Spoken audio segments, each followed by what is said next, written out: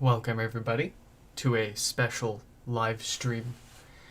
We've got the brand new Apple HomePod, and we're going to take an in-depth look at every single difference there is between the original version and this new one, inside and out.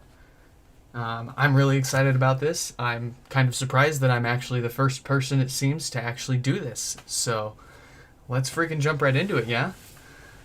So first thing, of course, let's take a look at the boxes on the outside. If you follow my Twitter, you'll have seen a few photos of this before the stream here, but obviously at a glance, it's the new one's actually smaller in every dimension. So you no longer have the 2D print on the side, you now have a 3D full actual picture of it at an angle. And then on the side of the old one, you just have the Apple logo. On the new one, it just says HomePod. And then if we look at the top just has the Apple logo, and the top of the old one has that same mesh outline. So, if you ask me, I honestly kind of prefer the design of the original box more. Just because I collect boxes, and I think the alternative art for the original HomePod on the original box, you know, if I wanted to look at the HomePod, I don't want to look at the box. I could just look at the product. So to have like a slightly alternate art form of the product that the box is for, I think looks cooler. Anyways, let's look at the bottoms really quick, and then we will open this up. So, on the old one, and just keep in mind, I have seen different, even different labels on between different OG boxes. So this is just this one that we've got here and what this one looks like. But you've got, the specs and what it comes with, its requirements, and then the model number, the serial number, yada yada. On the original box, they were plastic sealed. They had this, here I actually have some right here. They have this plastic that wraps around the box, and then you just open the box up. On the new one, you seem to get these pull tabs. No film, no plastic or anything. When I picked this up from Best Buy, it came just like this. I wonder if you buy one shipped, if it comes in that shipping box and this is plastic wrapped inside of that. I have one coming from Apple directly today, so we'll see what the shipping box looks like and how they pack that, and if it's any different than this. Yes, I am that curious in every single little difference that they do with these. Well, I think we've beat the boxes to death here. Let's get this opened up, and then we will set it up, and we will do a side-by-side comparison of how it sounds on the outside and looks, and then we will try to crack it open.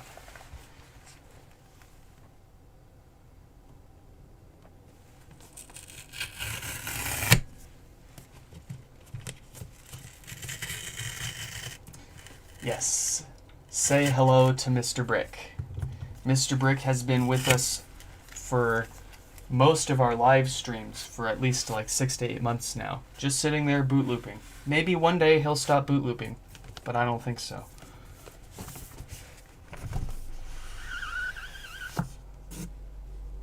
Ooh. Alright, so this is the inside. Let me get the box of the original opened up and we'll compare that. You thought we were done with the box. So, sorry about that. So here's the inside of the tops. On the original, you just have this one plastic shell that's in the shape of the HomePod here. On the new one, you just have these cardboard angles in here. So it doesn't seem like it would technically hold it as well, but what do I know? And then the way that it sits in the bottom of the box is also different too. So, oh wow. It literally just sits on a flat platform with no inset. So it can just wiggle around in there. That is interesting. How well does that fit in this side? Yeah, no, it's got wiggle room on that side too. Interesting. Well, let's get this box out of the way. Let's get this out of the way.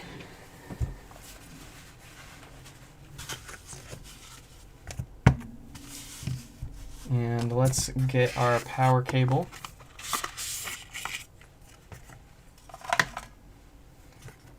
And our stickers. And manuals. Let's see. Connect your iPhone. Hold it near the HomePod. And then fiddle it. You can say Siri.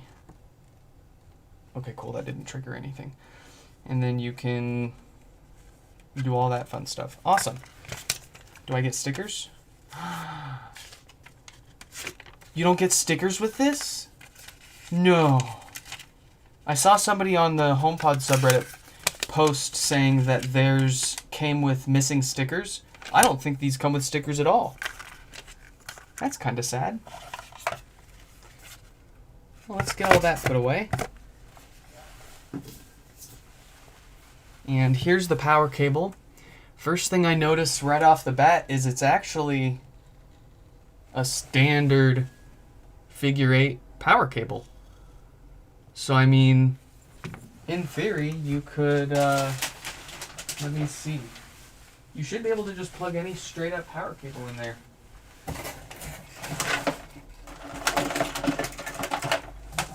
Here we go. This monstrosity. Oh yeah, look at that. Well, that's gonna make a lot of people happy. All right. What do you guys think? Should we grab an old one here really quick and just do a physical comparison here? This is the one that I'm going to be sending back to Apple for RMA.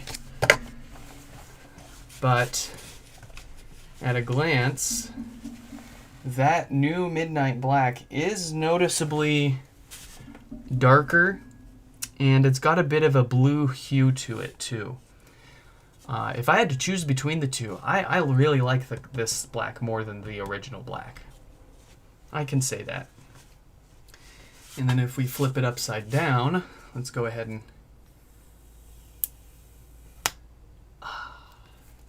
peel that off. We'll flip this upside down. So this is a flat. It's still rubber. Yeah, it's still rubber, but it's a harder rubber than the old one. I'm kind of surprised that this is staining things still, if that's actually happening. That looks like it's going to come off a lot easier too. I wonder if there's a debug port under there. We're going to find out.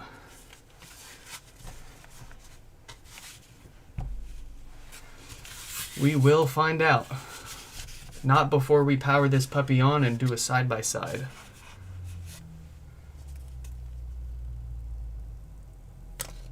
Oh. Okay. First impressions of the top here. Looks the same, minus the volume buttons being printed on there. Which I'm personally not really a fan of. Honestly, the only time you're going to need to see the volume buttons is when you're playing something. And when you're playing something, they're lit up on the original HomePod. When you're not, they're gone. And it gives you a really sleek and clean look. This honestly makes it just look and feel a little cheaper. Yeah. That's just how I feel. Maybe I'll just be blown away by how great the new display looks and it just won't matter to me that much. Let's get it powered on and set it up now.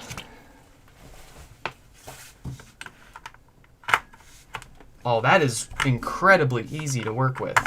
I mean, on the original, you had to really yank on that sucker. And obviously this is proprietary, so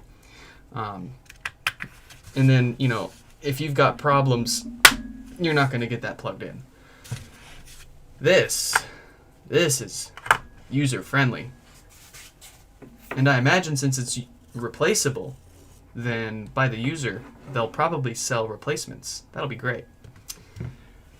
For the absolute turbo nerds out there, the original power cable is 5 millimeters thick. The new power cable, also 5 millimeters thick. Alright, let's plug this in. I'm so sorry about that. Let's get that plugged in. Is it going to light up by itself? No? Oh, it's going to do like the Mini does. It takes a second. There you go. Look at that. Swirly girly. Let's get this OG plugged in too.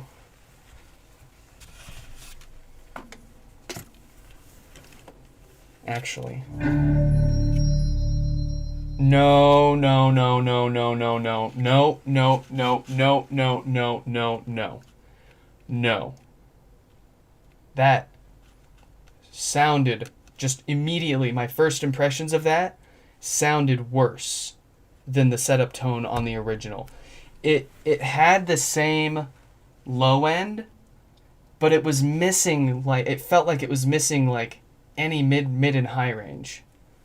I don't know. Let's plug in this other one here really quick and listen. I'm pretty sure I factory reset this one already.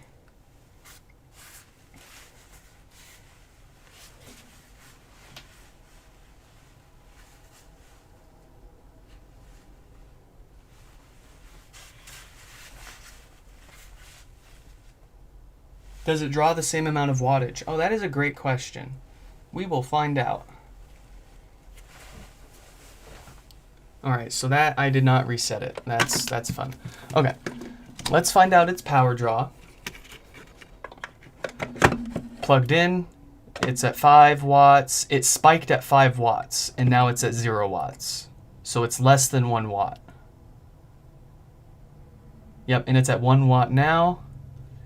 On the OG HomePod, I see power spikes when you plug it in up to like 10 to 15 watts. So at a first glance, it seems like this is more power efficient.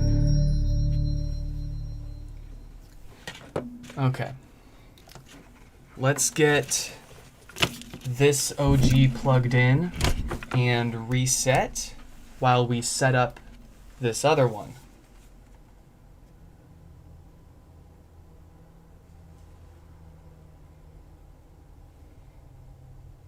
Oh, there you go.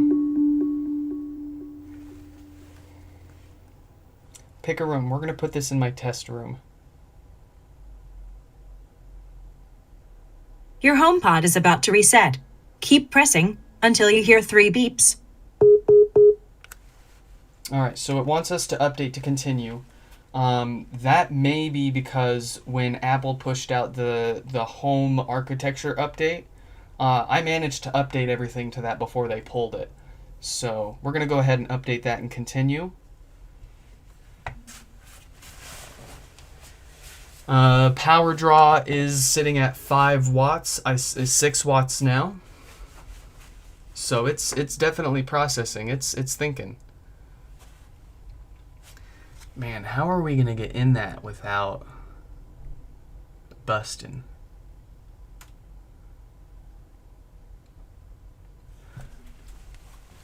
First question I have: can the tops be interchanged?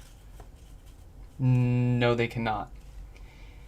The top on the OG is just slightly larger. The OG has a diameter of 88 millimeters, and the new one has a diameter of 81 millimeters. So that's like a 7 millimeter difference there. That sucks. Damn. So tops are not interchangeable between the old and the new. My fingers are crossed that at least like the subwoofer is going to be interchangeable. Because that's one of the parts that when it blows up, there's no economical way to repair it. You have to just straight up replace it, and there's no source for new ones. You got to harvest it from another one.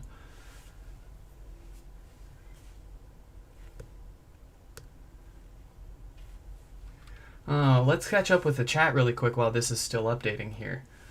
Hello, everybody. Everybody, welcome to the chat. We have got an insane amount of viewers here today. That is the most I've ever seen. Folks, feel free to leave a like if you enjoy this type of content. We are most likely going to end up sacrificing. You hear that? You hear? I don't know if you can hear the difference through my Yeti Pro microphone, but that just sounded just a little fuller. Maybe that was just me and I'm being biased, but I was trying to go into this with no expectations of which one may sound better. So that's set up. I'm not going to waste everybody's time setting this one up. Let's go ahead and bring in an OG HomePod that is already set up.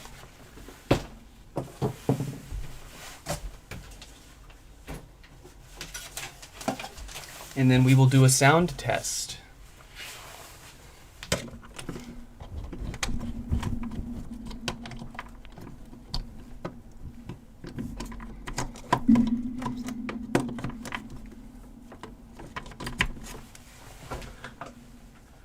HomePod set up. Yeah, I want to set it up. Do it.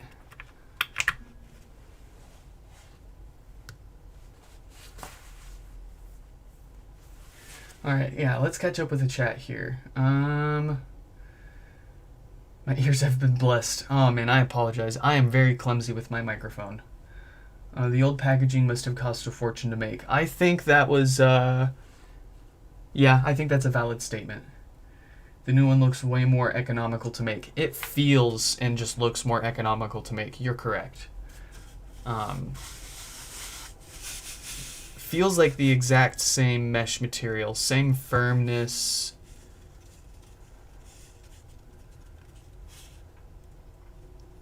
Same texture. The pattern on the new one's different than the old one. On the old one, the pattern is a bunch of squares. On the new one, the pattern is more diamond.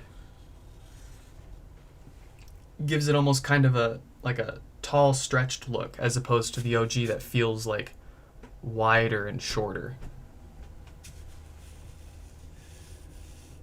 I find in the dark or with bright light directly on the Mini, it's hard to see the plus and minus. Yeah, like that's another con with the new volume button design is you can't see them in the dark. That is a great point. Let's see. I think these ship with... Oh, setup failed. Amazing. Amazing. Why did my setup fail?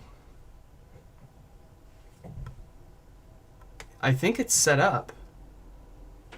I found some web results. I can show them if you ask. Man. What's the weather?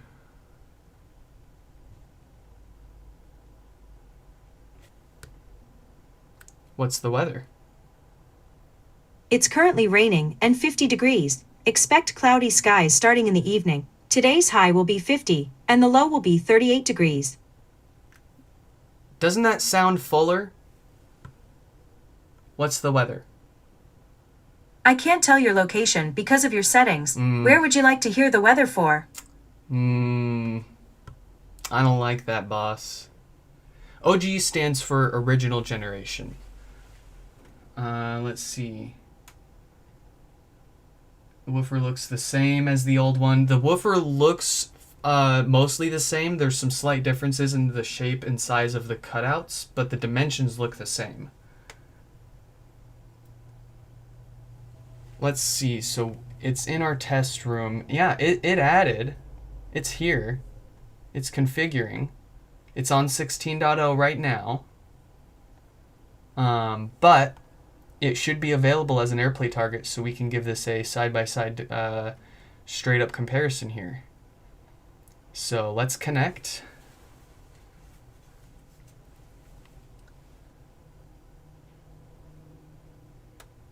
The new one so far unable to connect to test. That is, oh man, not a great start, Apple. But still, my first impressions just by listening to Siri's voice so far, the original one just sounds more natural and real.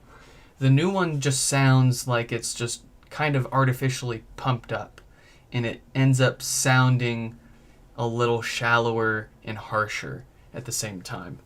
I'm not an audiophile, so I'm probably not even using the right terms to describe this, and take my opinion with a grain of salt here.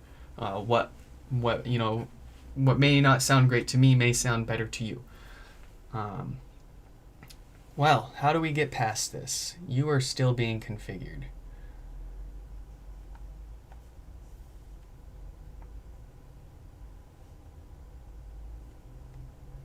Is this going to let us play now? Oh, let's find out. No.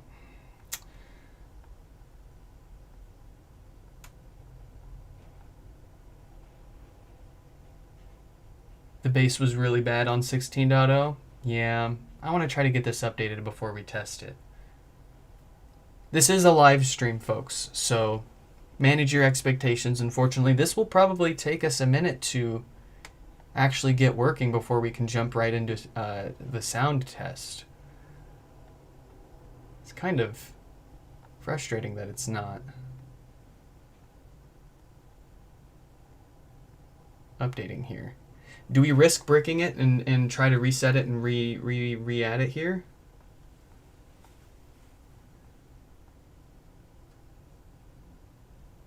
Let's do that. I deleted it from my home app. Man, I will say that new display does look pretty slick. I like that full display there.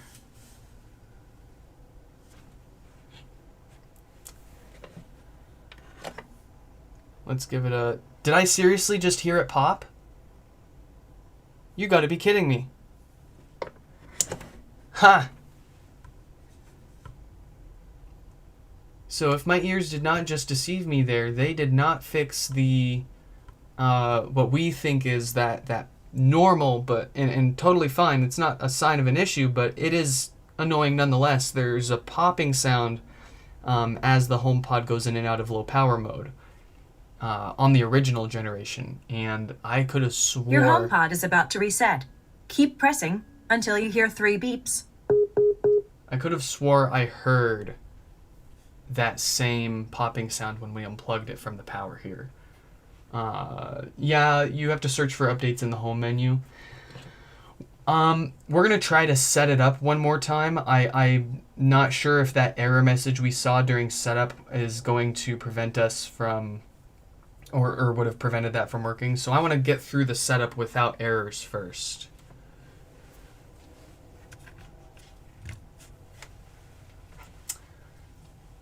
Audio OS 16.3 makes a lot of difference in audio quality. Okay. There are a few people that have been saying this now, so I'll hold my impressions here until we get this updated. I'm going to look at this box again. What's on the bottom of this box? Acoustic powerhouse with spatial awareness and beam forming delivers immersive, stunning sound. Enjoy multi-room audio. Pair 2 HomePod speakers for incredible stereo sound. Home theater audio with Apple TV 4K. If only they let us pair more than 2 together and configure multi-channel home theater sound. Siri helps the family get things done. Intercom to stay connected. Control your smart home. And then additional information at blah blah blah. Requires iPhone SE 2nd generation or later, or iPhone 8 or later with the latest iOS, or iPad Pro, iPad 5th generation or later, iPad Air 3rd generation or later, or iPad Mini 5th generation or later with the latest iPad OS. And then it says 802.11 Wi-Fi internet access. They don't specify which 802.11.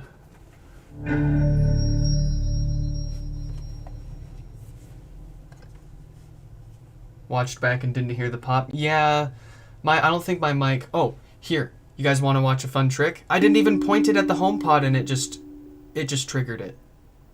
The whole point the camera at the HomePod to trigger the setup thing is a complete sham. I think all it does is it tells this that it's ready to pair with your phone. It has nothing to do with it recognizing this HomePod and triggering the setup on this HomePod. I think that is funny. Let's not turn on automatic updates. It's asking for software update again. Let's go not now. We'll try to set it up not updating it, and then we'll go into the home app and try to update it from there.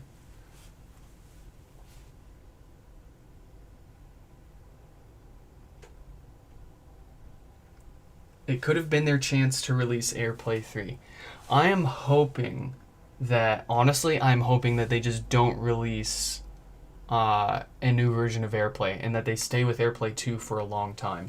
Or if they release AirPlay 3, that it's multi-room compatible with AirPlay 2. So I don't care if AirPlay 3 is required to configure which channel is where in a room, but I would love if with AirPlay 3 speakers, if you can still simultaneously play to the AirPlay 2 devices. Because then, of course, you know what they're going to do. They're going to update it for the new one. They're not going to support it on the old one. And, yeah. The Airport Express V2 is a fascinating little device that, to this day, still works as an AirPlay 2 speaker.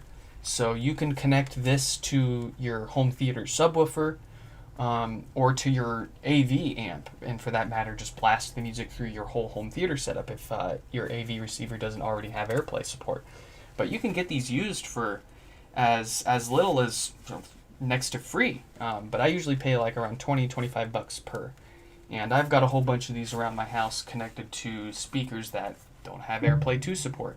And whenever I'm blasting into the pods, I can also blast to my non-AirPlay 2 speakers. Nice little things. And it's to this day still works. Cheaper than buying those new, I think Belkin makes an AirPlay 2 device that does the same thing, but I think it's like $100. Okay, HomePod is ready. If it lets us AirPlay to it, we're going to do a sound test and comparison before the update, and then we're going to do another comparison after the update. So, will it let us connect?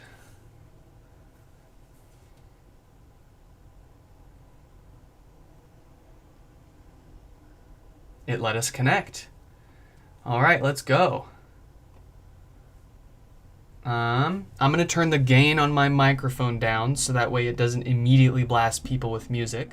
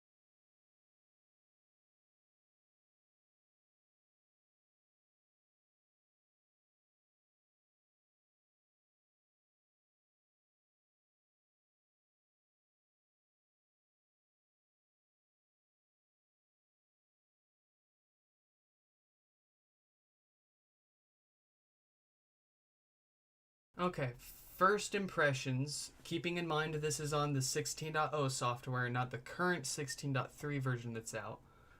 Um, if you didn't do a side by side comparison, I don't think the average person would be able to tell the difference. Um, Honestly, and even me personally, until I play it on the OG again and do a side by side, I don't think I would have probably noticed a difference either. So I'm wondering if they did some tuning to Siri's voice that allows her voice to be more easily heard, and the music itself isn't it doesn't sound worse. I'm just perceiving their tweak to the Siri voice being more hearable as sounding worse. But let's go ahead and connect to the original generation, play the same sample, and see what we think.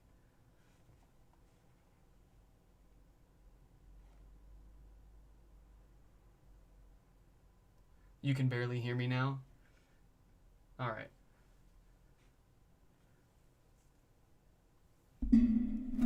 All right. Sorry about that. I forgot I turned my gain down. So basically what I was saying is at a first listen, without doing a side by side, I don't think the average person, let alone me, would be able to tell the difference between the two. But we're going to go ahead and play the same song on the original generation now and see if we notice any difference with that. So I'm going to turn the gain back down, and here we go.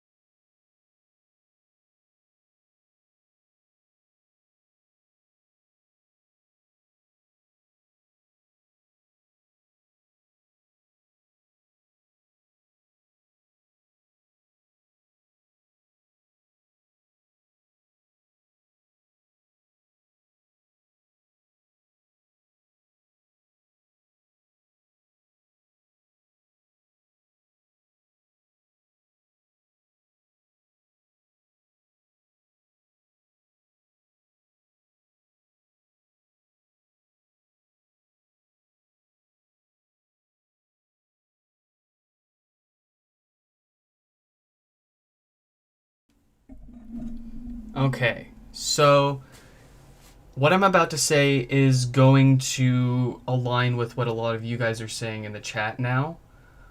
Um, yeah, the new generation definitely has a slightly crispier mid-range and top end.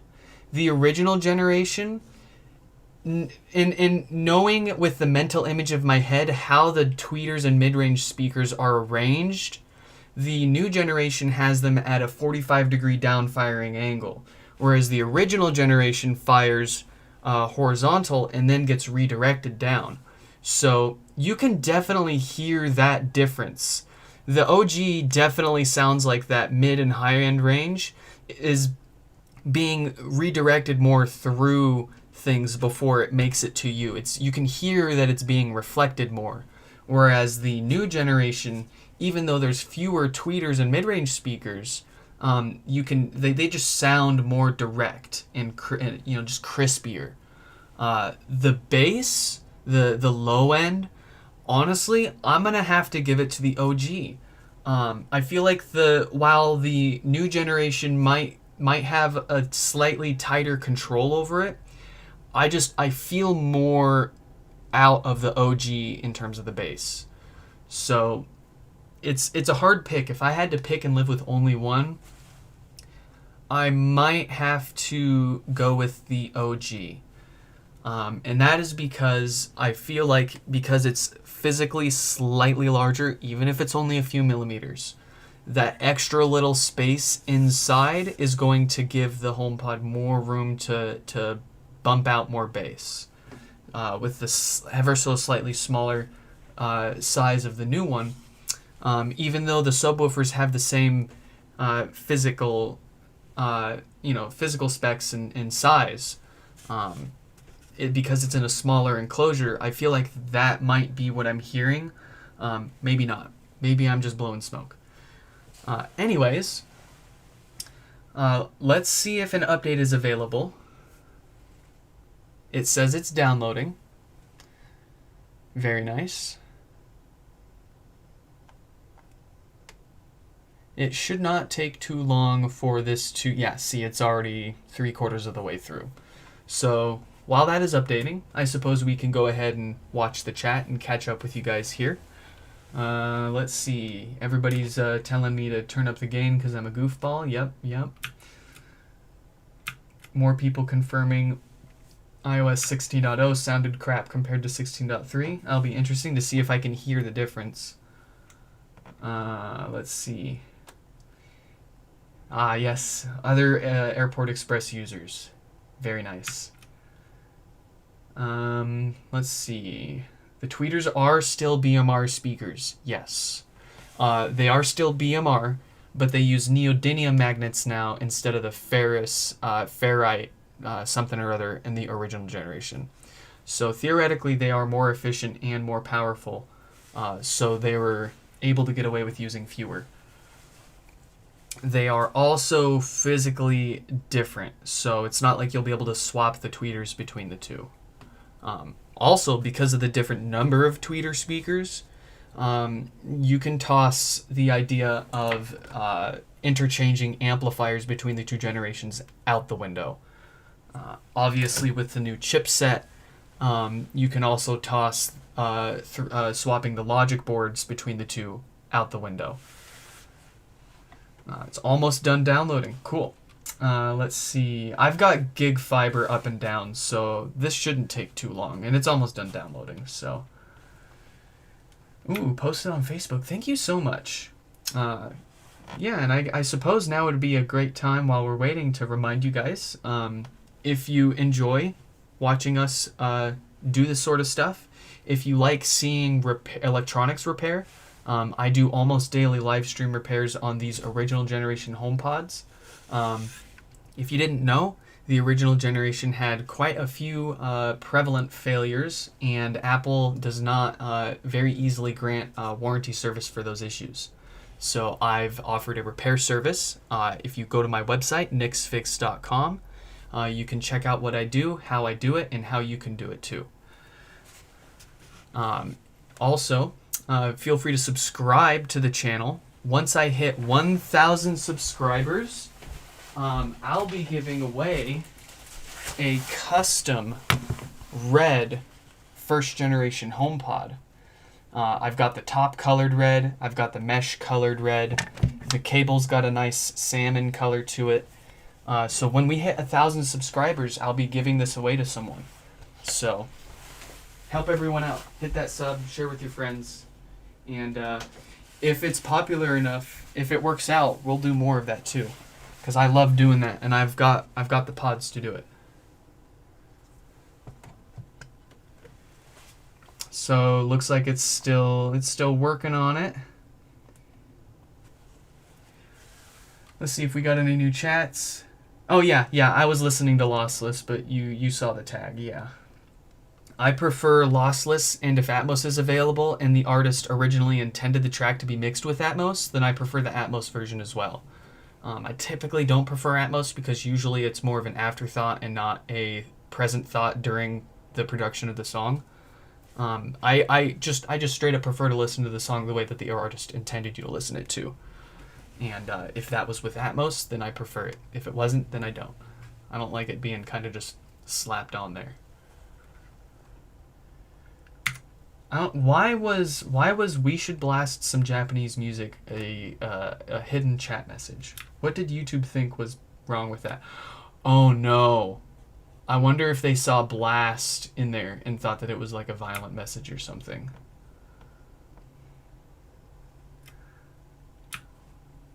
The new one seems to have a wider soundstage. If that's not too nerdy to say, what are they like on Atmos? So, oh, it's downloading again? That's fun.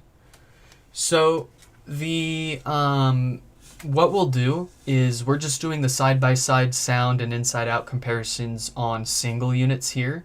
I'm waiting for a few more new ones to show up, and we'll be doing a proper uploaded YouTube video, not a live stream, but a proper upload of a side-by-side sound comparison between original generation stereo pair and new generation stereo pair, because I feel like that's going to be that's going to give both of them the best chance possible to perform the best, especially with Atmos.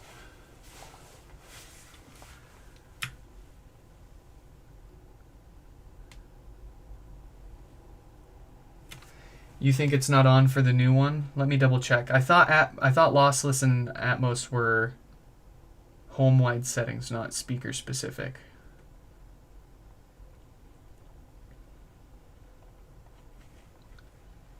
Or maybe it just wasn't playing the lossless track to the new one yet for whatever reason.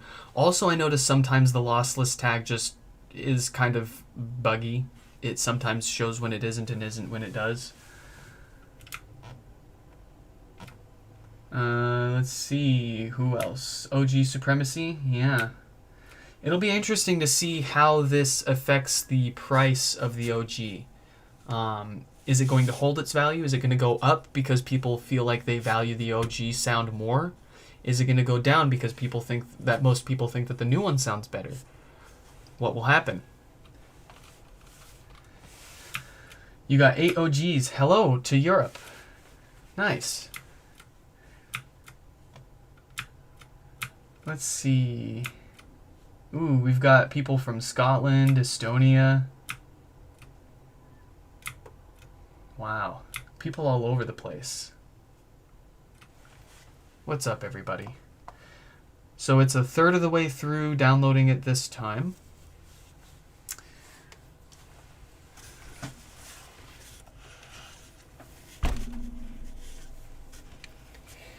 I have half the mind to disconnect it from power and start tearing it down now, but I don't want to break it. I suppose what we can do while we're waiting is actually go ahead and try to see what happens when we pry the bottom off. So let's give that a shot while this is updating. It feels lighter. Oh, I bonked you guys. Sorry about that. Where's my scale? I'm gonna go grab my scale really quick so we can weigh the differences.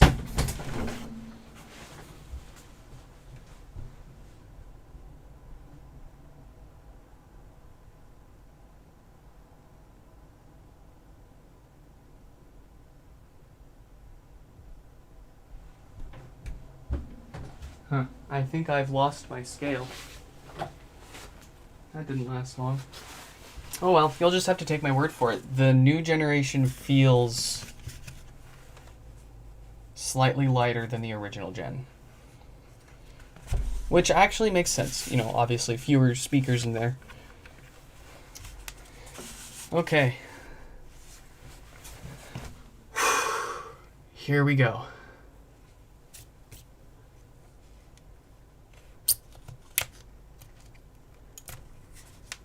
Feels like it's just glued on the bottom here with a little bit of foam, just like the original. I hope I'm not cutting through anything important here.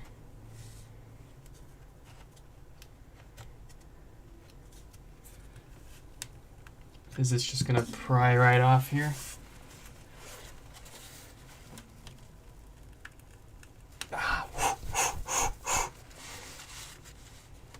They did not make this forgiving with fingernails.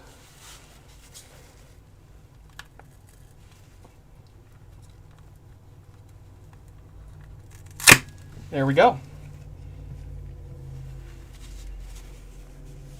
We've got these weird little rubber bits that are popping out the bottom now.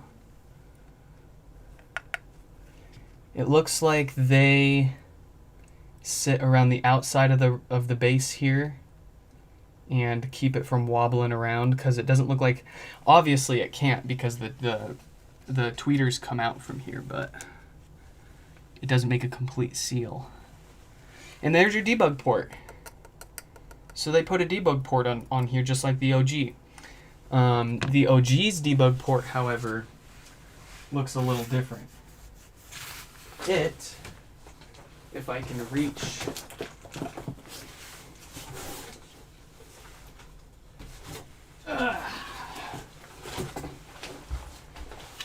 here's the bottom of the original generation, and then there's the new one.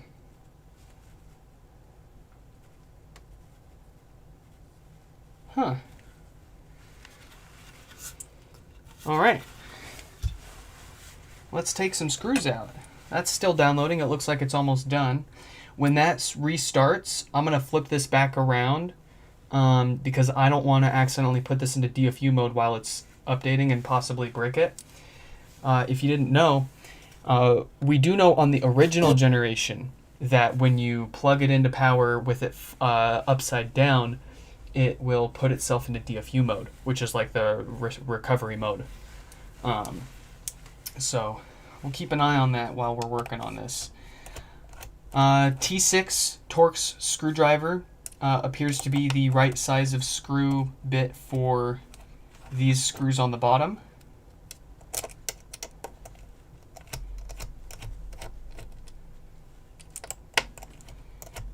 We got 5 of them down here, and this is already wanting to pop off on us.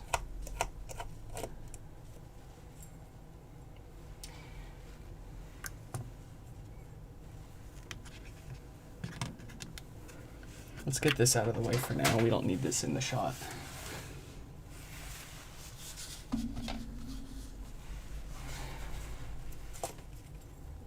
That is metal. This is plastic. This is, we know, like rubber coated plastic. And then what's going on here? Oh no. I don't like the looks of this. They took the drawstring away. Bro, how are you supposed to put this back together? No. Oh, boys, we goofed. We goofed. Oh, it's ready to update. Let's go ahead and push that update really quick. I'm sad. Are we just going to have a naked Gen 2 HomePod floating around the house? No! There's a drawstring. Oh no! Oh no! There was a drawstring. I just pulled it out.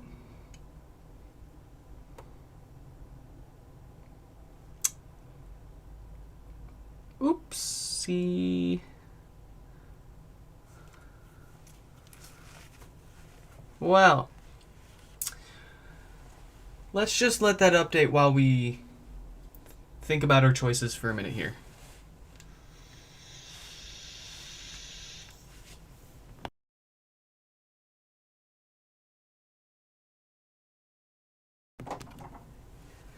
The good thing is the mesh isn't going to affect the sound. So after this updates, if we do a side-by-side sound comparison again, and we aren't able to put this mesh back on, it's not going to be a big deal. But that is a big sad. I am a goofball.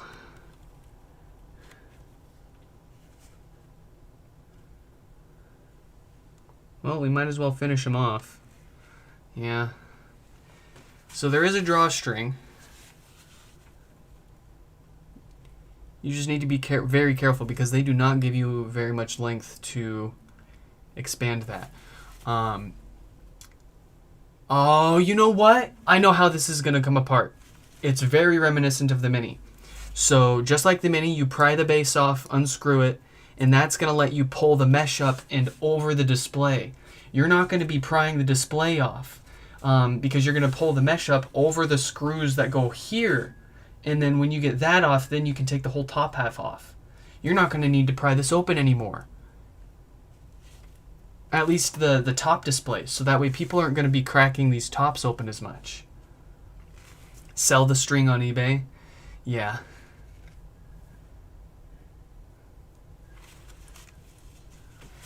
Oh boy.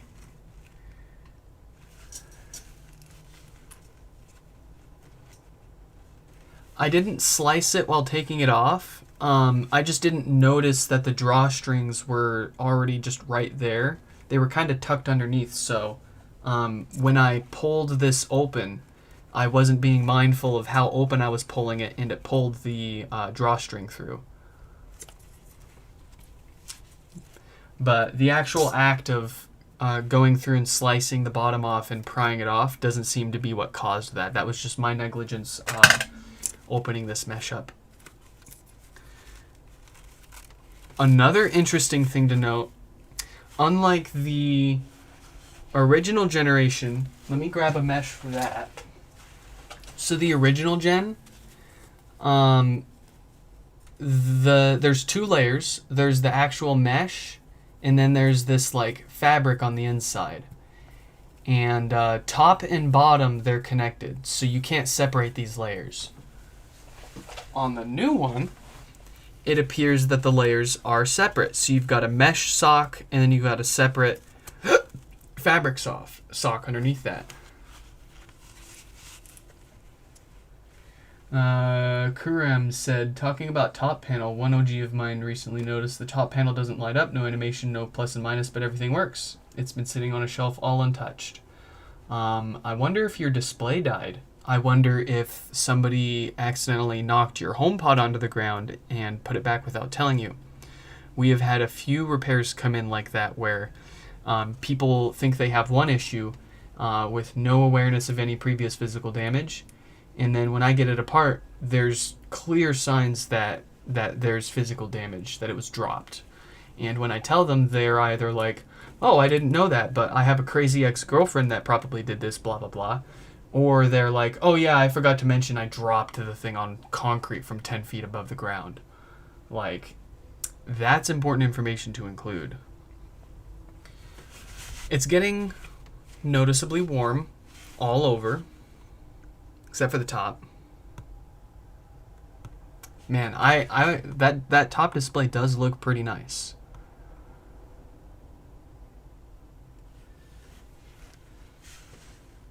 Let's catch up with the chat again here really quick while this is still updating.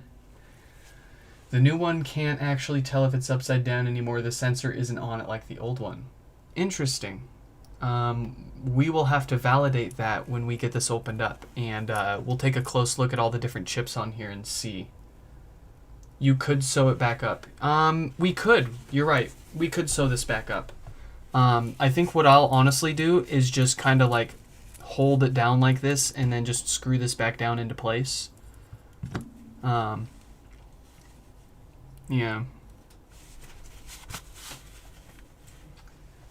It's installing. It's going.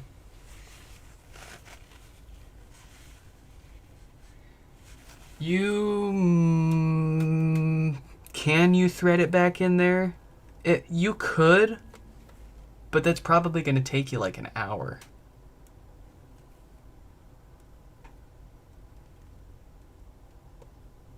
But I don't see why you couldn't.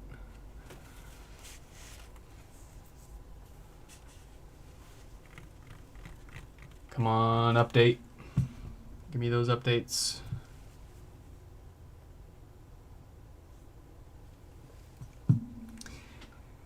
Give me those updates.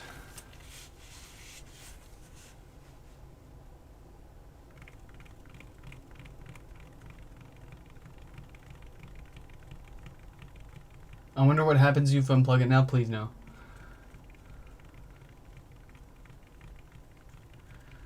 Let's see.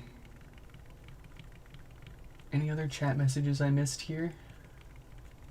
We're just waiting for this to finish updating here. It's in the install process. It finished downloading a long time ago.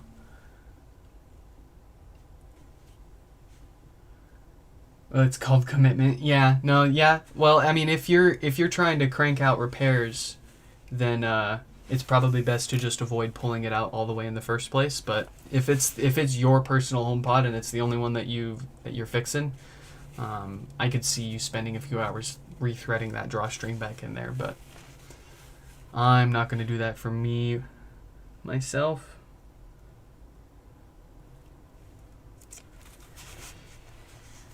Please finish updating.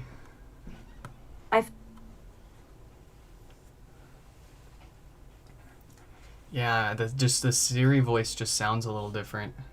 Like, I prefer the sound of the Siri voice on the OG more than this one. It just sounds more natural.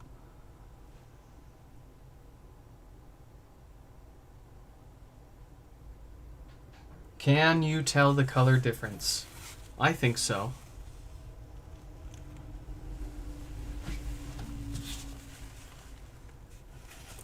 I think you can tell. I can tell the difference with my eyes.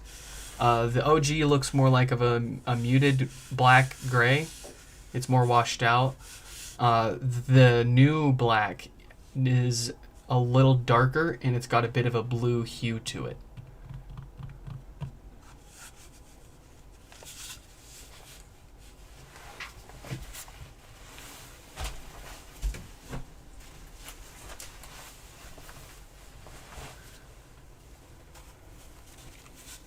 Alright, let's update, sucker.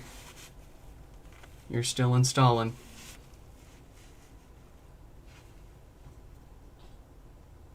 I have an issue where my Gen 1 HomePod just flashes white after I've performed a reset and the boom setup sound plays. Oh, huh.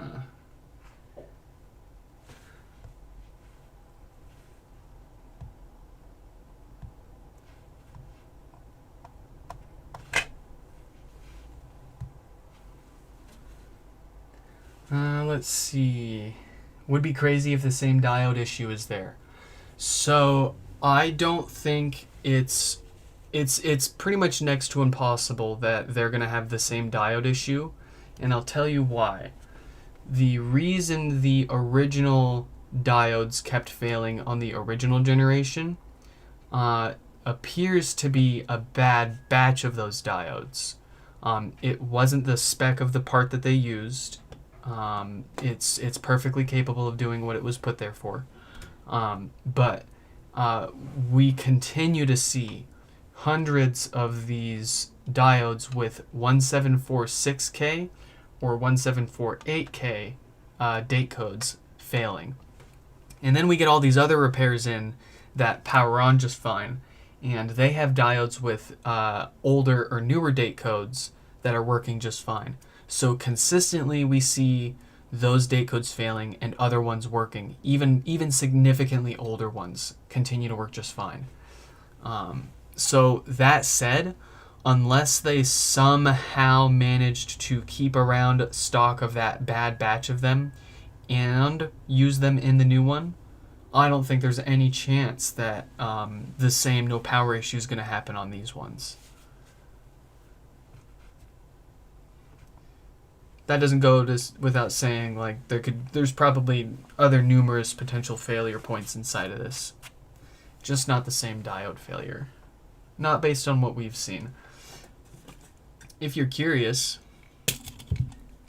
this is how many that we've fixed. So here's all my new diodes. These are for the repairs.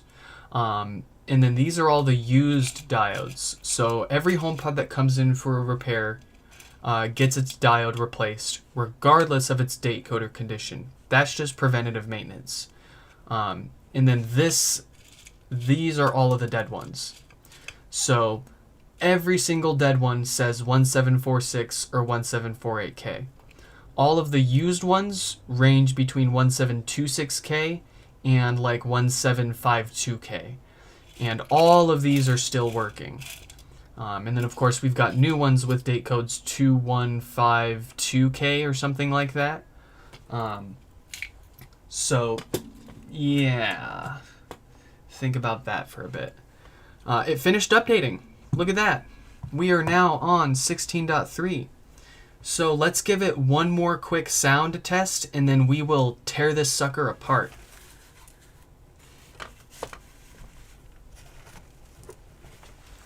Let's bring that other one back over here.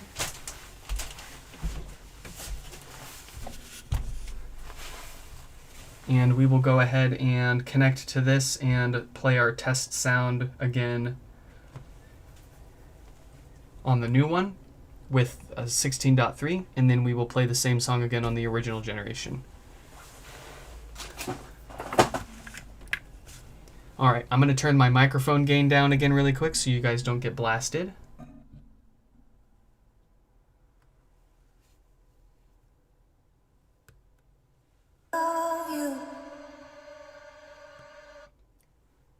Lossless is turned on. Check them. All right, let's go.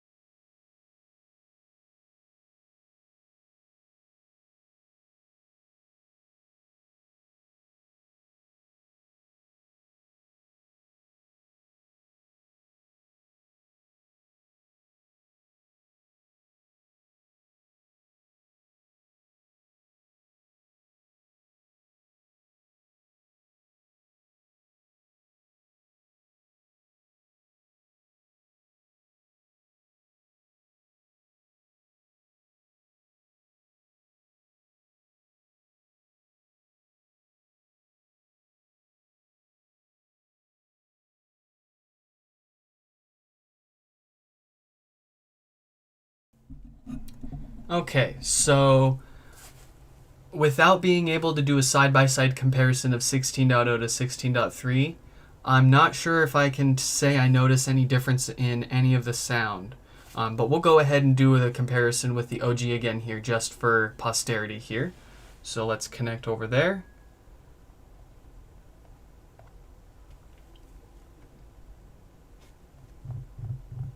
And then we will tear this apart. Turning the gain down.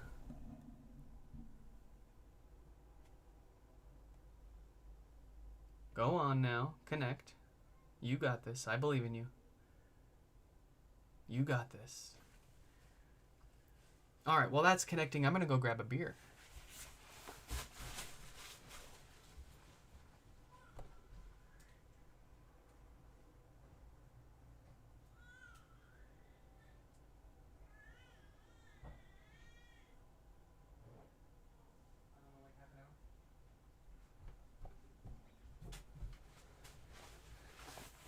All right. It's still connecting. All right, let's do this. Let's close Apple Music. Go over here and connect that way. It does not want to connect.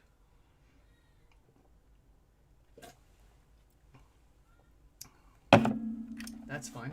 I'll grab another one.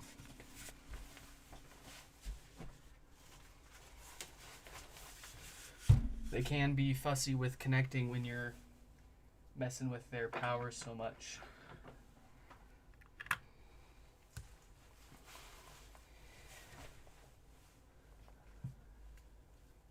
All right, well that's booting up, guys. Grab a cold one, relax, and yeah, leave a like, subscribe. Like I was saying earlier, we're going to be giving away a custom red dyed first generation HomePod once I reach 1,000 subscribers. So really looking forward to that.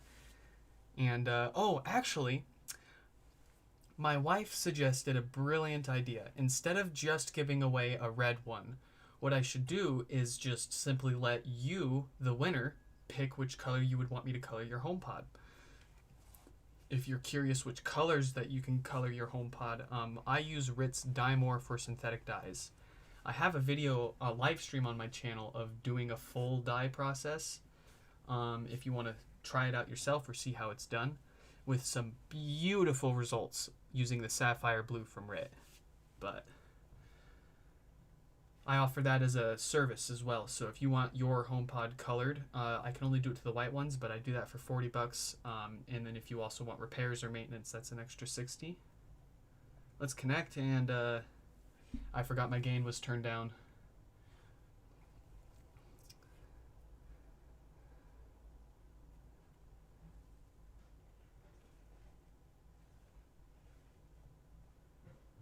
Is the new HomePod worth upgrading? I'm gonna say yes. It's worth upgrading if you really enjoy using your HomePod. Like if you really like them, then you'll appreciate the upgrade. If you're already kind of on the edge about HomePods in the first place, then I don't think the new one's really gonna convince you much more. But I think they did all right. Are you gonna connect? Let me grab another phone because I feel like that's just messing with me.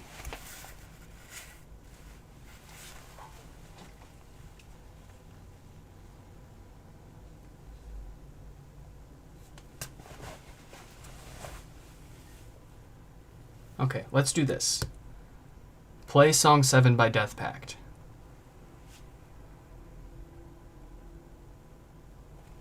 On it. Yeah, if it's not going to let us AirPlay to it, then I'll just tell it to play the song. Now playing Song 7 by Death Pact.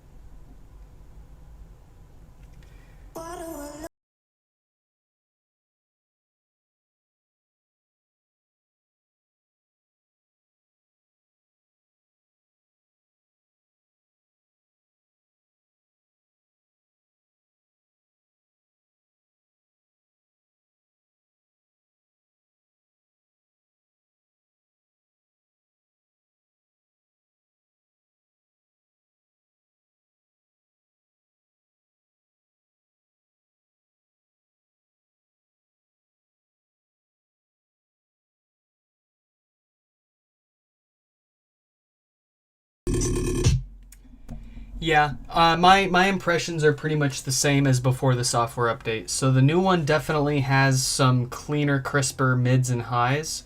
The OG definitely has a little more oomph on the low end. The new one has a little tighter control over that bass, but the OG definitely gives you a little more of the bass. So that's my summation of my first impressions of the audio quality on this. A noticeable difference if you're upgrading and your ears are keen enough on it, but I wouldn't necessarily go out and replace your entire OG collection with new ones. Maybe replace a few of them here and there. Over time, replace them so that way you've got the newer hardware that comes with the better software support. But yeah, let's go ahead and continue the teardown on this sucker.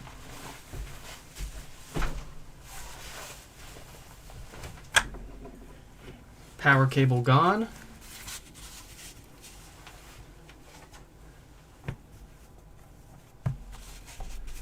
We can now probably just yoink.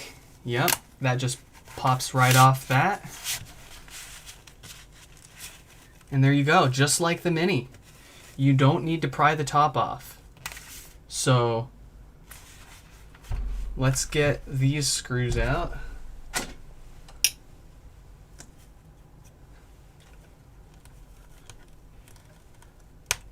They put some significantly more difficult to remove rubber covers for these screws here.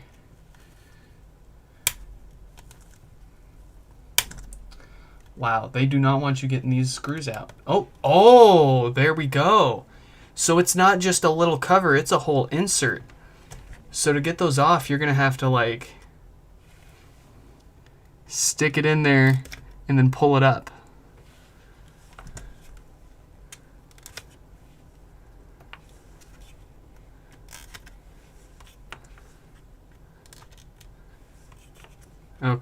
Okay.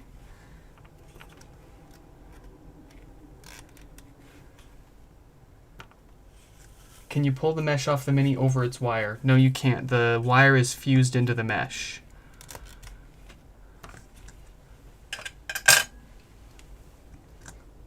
Oh, you. They're doing this to us.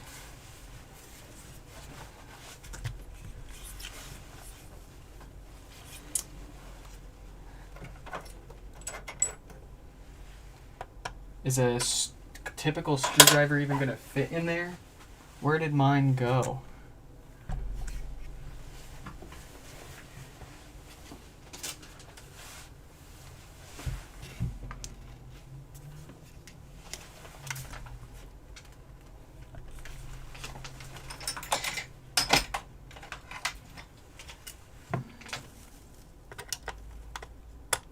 Oh, the iFixit screwdriver barely reaches the screws in there.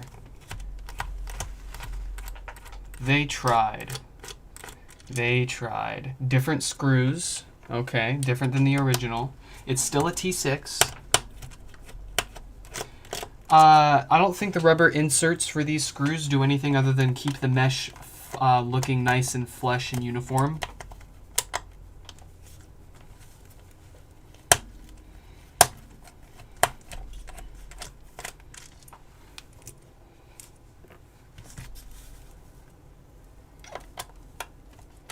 Yeah, these screws are definitely more difficult to get to, but if they didn't glue this thing together and it's easier to get apart, I am happy with that.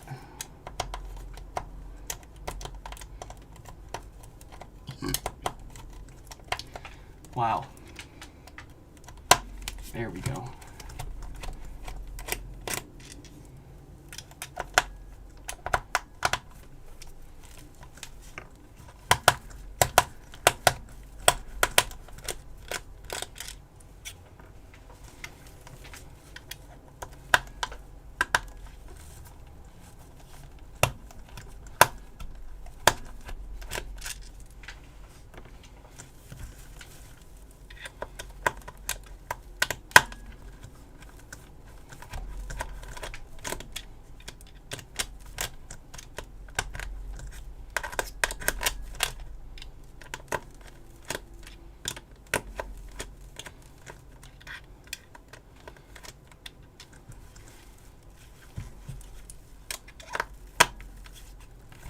Do you think the second gen has the same message as the OG?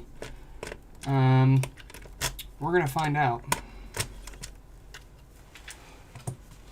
All right. Oh, look at that! It's just coming right off, guys. They didn't glue it together. That is a huge, huge deal. Look at that. It's not glued together, guys. All right.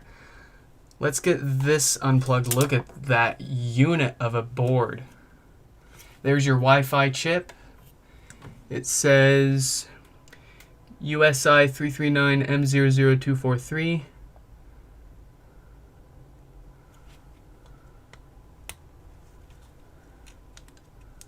That came out without a problem.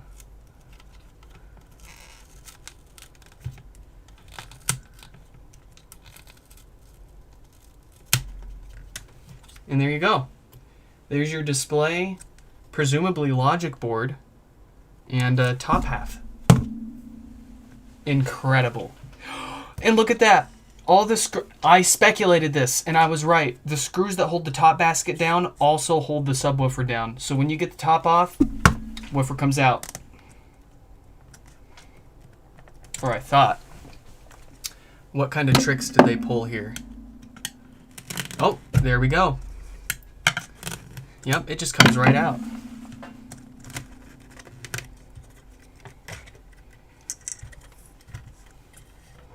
Oh, wow.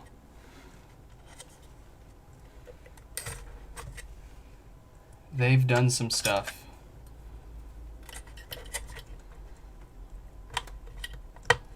So the connector for the subwoofer is different.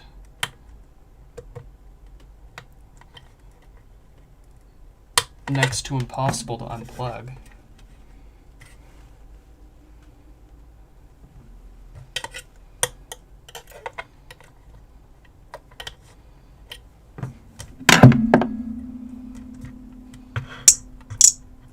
Oh, don't do that. Get over there.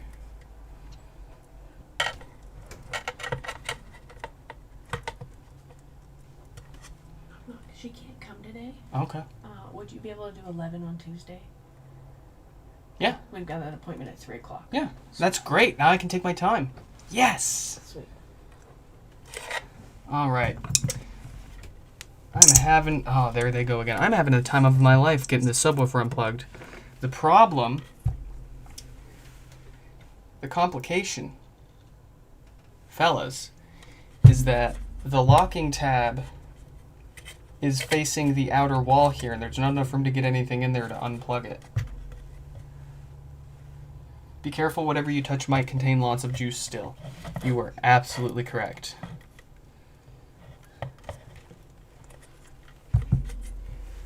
Alright, how are we going to get this unplugged? I need some pliers or something.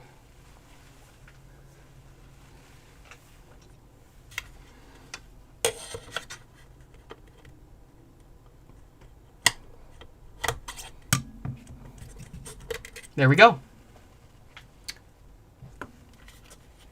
We're free. All right, let's grab an OG subwoofer and compare this against the new generation subwoofer. So 1, 2, 3, 4, 5, 6, 7, 8 holes instead of 1, 2, 3, 4, 5, 6. Unfortunately, that means these are not going to be compatible with each other. The port looks a little smaller on the new one too.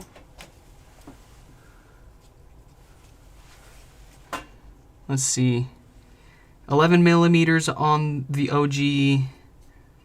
Okay, 11 on the new one. Okay, the ports are the same size. But unfortunately, these are not going to swap around. Yeah.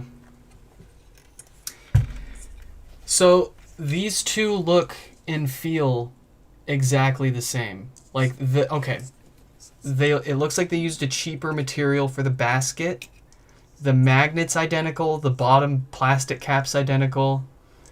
The cutouts for the vents are rounded off compared to the old one, which is more square. Aside from that, everything looks the same.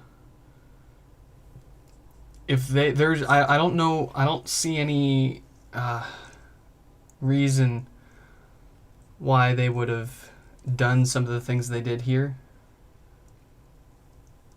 But I'm not an Apple hardware engineer. But unfortunately, not compatible. So it's looking pretty rough as far as being able to swap parts around between OG and new one, but we kind of expected that.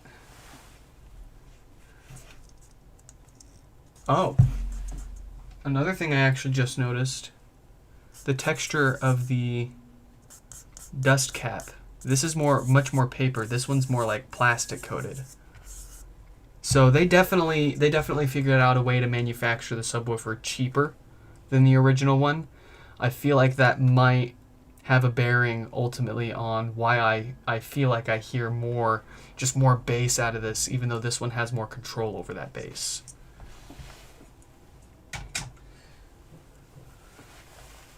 Let's continue the teardown.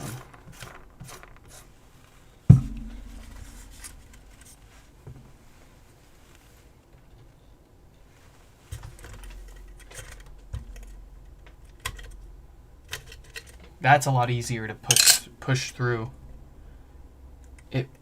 Huh.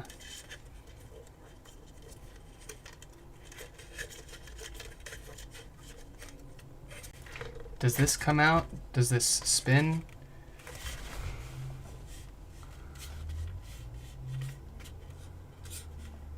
Oh, folks.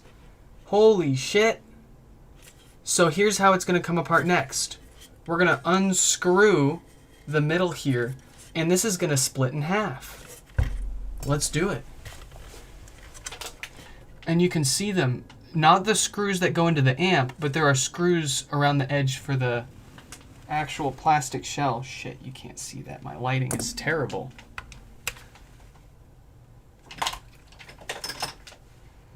Look at that.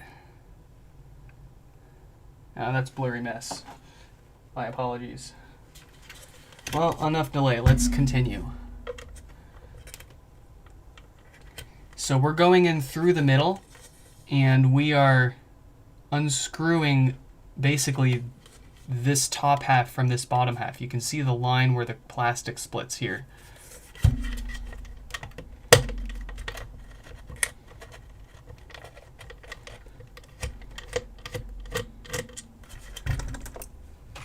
Oh, you stay there. We're still using the T6 Torx bit screwdriver, so it's good to see that they kept it somewhat simple, using the same size screws for everything.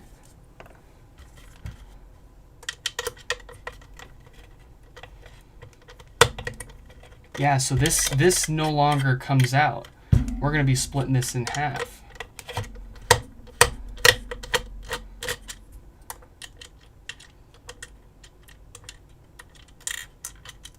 I must have stared at the X-ray image of the new generation side by side with the old one for hours, trying to guess how it will come apart and what differences there are. And I never thought it was going to be like this. It's still oddly reminiscent of the Mini, because, right, with the Mini, you take the bottom off, pull the mesh over the display, take the top half off with the mesh and display still together, and then you take the bottom half apart and the halves split in half, which is what, you know, halves do when they split. They split in half. But anyways, they've taken a lot of the design ideas from the Mini and incorporated that with this new generation of big boy.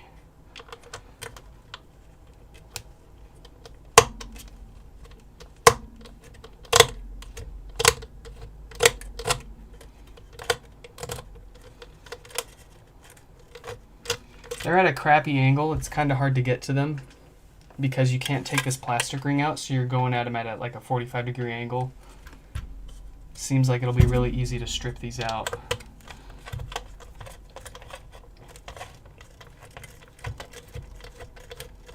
Big Mini.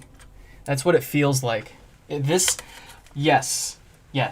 This feels more like the Mini the more I take it apart than it does the original first generation big HomePod. Looks like we've got one more screw and then this will split in half.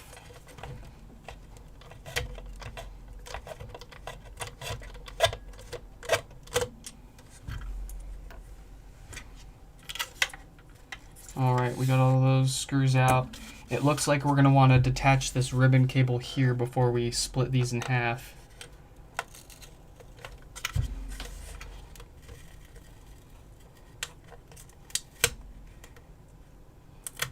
There we go. Oh, and then there's this big... What is this? Is this just artificial weight? It looks like it's holding the halves together, too.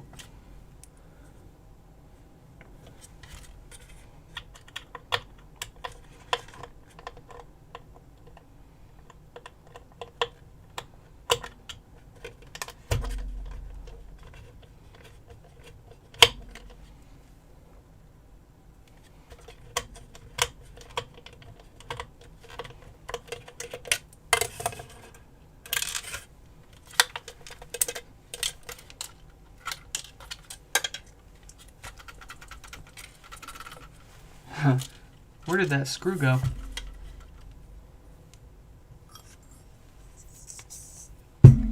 Uh-oh.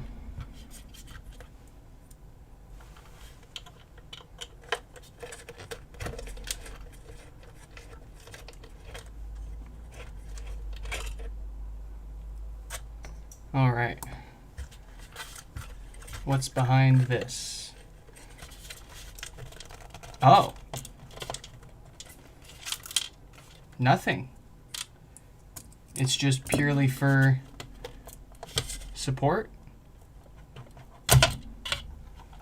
Look at that. What the heck is that? Oh! Oh! That's a heat sink! Here's a gasket. But that is a heat sink. That is probably for the bass amp. It does not want to come off, so I'm not going to force it. Let's get this cable out of the way.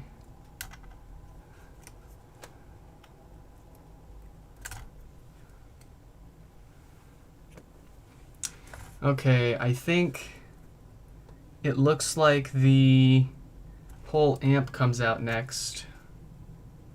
There's a microphone here and another one here, probably to calibrate the subwoofer in real time. Let's get the amp out.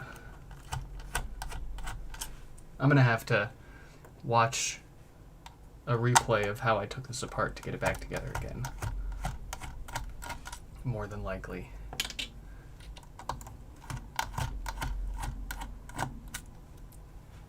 Three to 6 watts means it's usually the diode.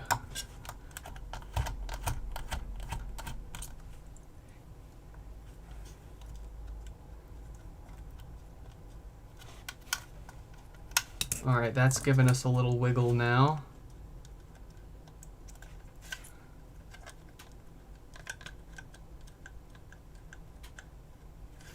Oh, so all of the tweeters are now using connectors. So on the original gen, the amplifier screws into each of the tweeters for their connection, for their audio signal.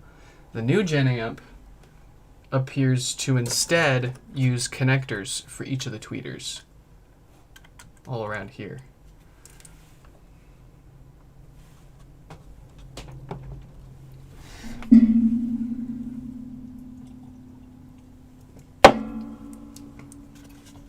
So I imagine we're probably going to need to unplug all of those before this will come free.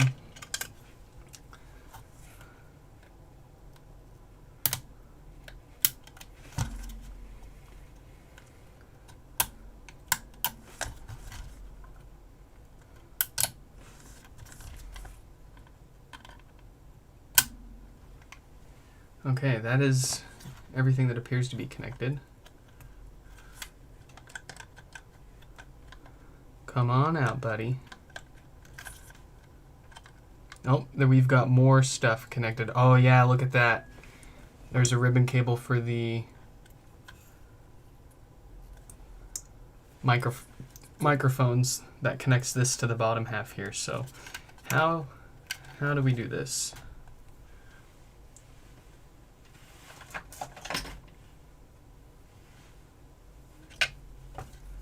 Does it split here?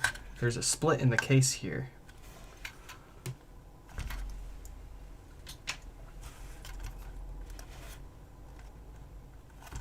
Let's see what happens when we just unscrew this and this.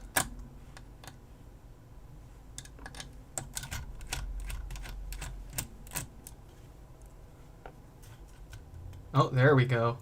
Now we're talking.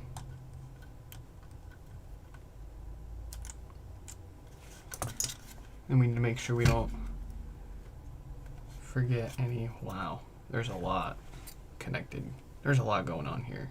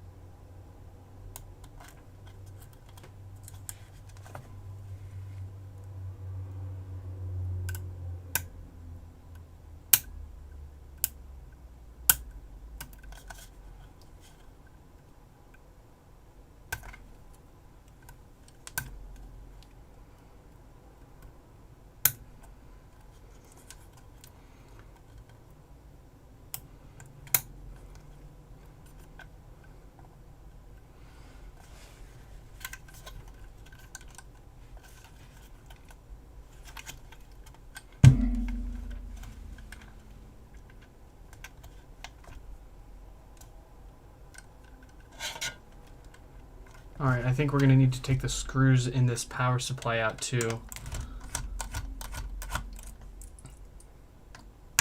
Let's try that.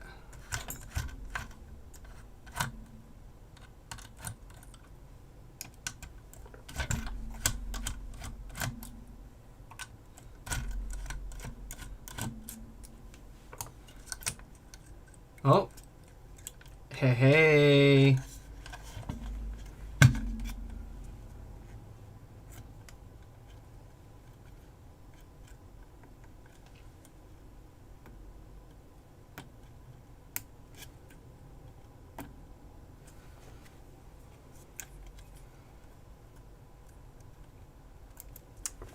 I think we got it.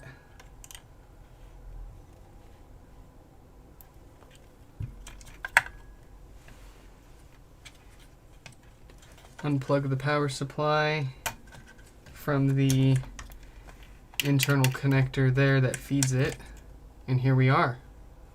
Let's see if we can get that power supply off without killing ourselves.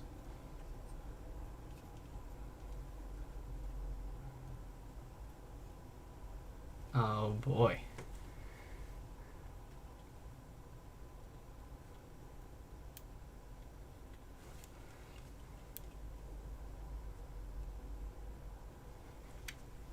Not gonna lie, folks, I'm kind of nervous about this. I need like gloves or something to... Oh my god, there's the diode. There it is. They used it. It's a much newer one, but it's essentially the same thing. So it's... And they're using the same step-down converter, the TPS 54560, right next to it.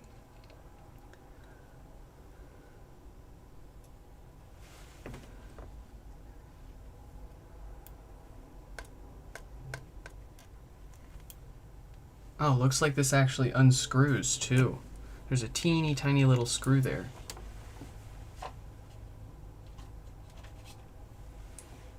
I'm gonna guess T4. Nope, T3.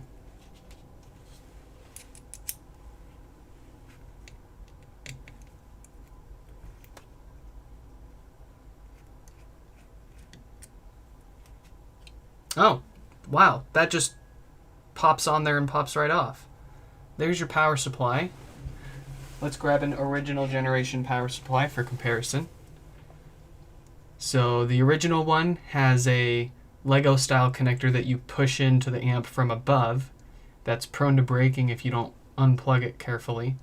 This one just sets on top of those pads there like pogo pins and just screws in place. It's manufactured by Solum. Solum. The old power supplies were manufactured, I believe, by Delta. Yes. So they switched manufacturers for the power supply. Fundamentally the same, though. Of course, you've got your cap, your transformer, a couple other smaller caps over there, the fuse.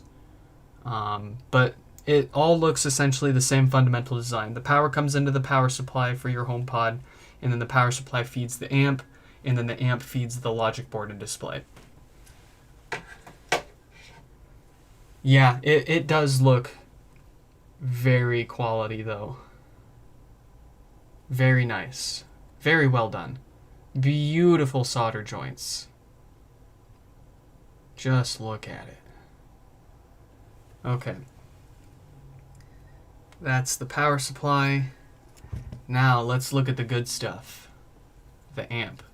So I notice here they've got two coils here instead of the one on the OG. They've got chunkier but fewer caps compared to the OG.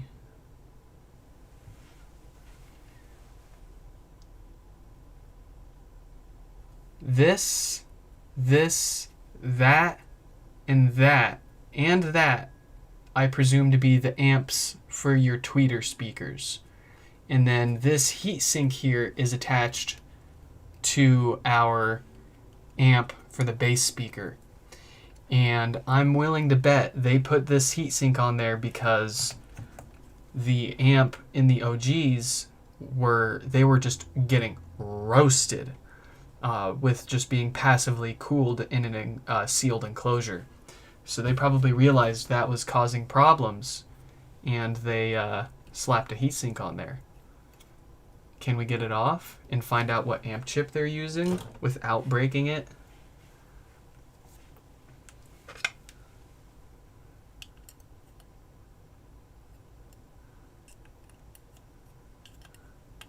No, that sucker's glued on there.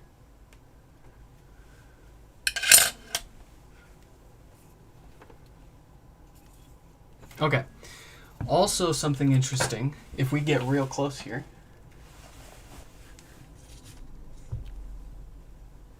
If we compare the area on the OG to the new HomePod where the no power failure occurs, you've got your Schottky barrier diode here. That is what fails and causes the no power. And then over here, you've got the same thing. It's got a significantly newer date code, so I'm pretty positive this is not going to cause problems. You've got the exact same step-down converter right next door, and then you've got that inductor right next to it as well. Aside from that, that's pretty much where the similarities end.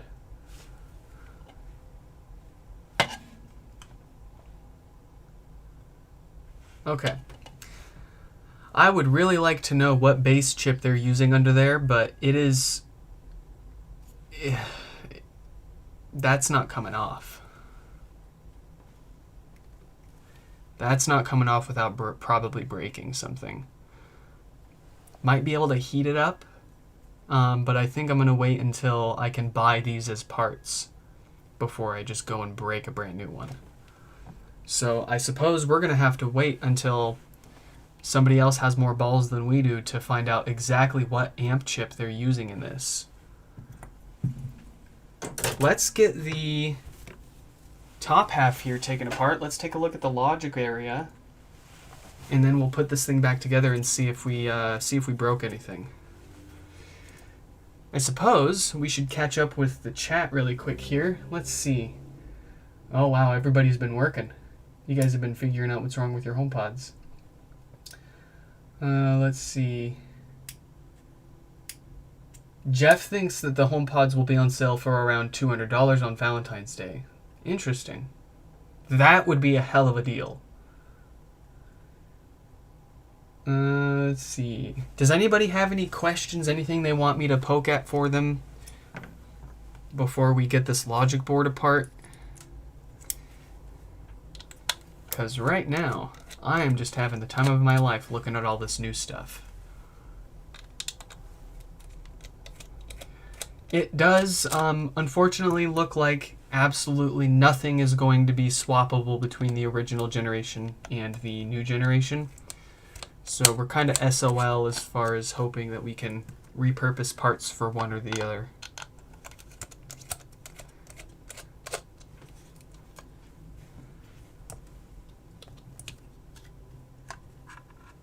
Wow, that's a unit.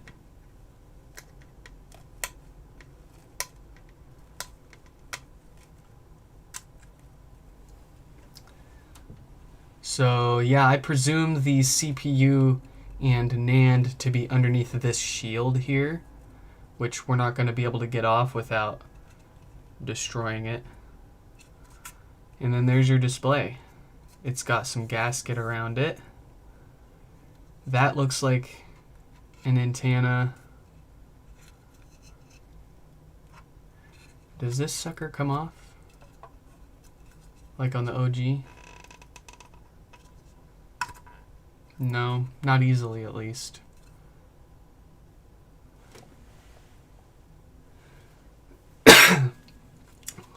Alright, well that's the look at the display and logic board. They appear to be one single assembly now. What next? let's take a look at the base here with all the tweeters. I'm curious what those look like.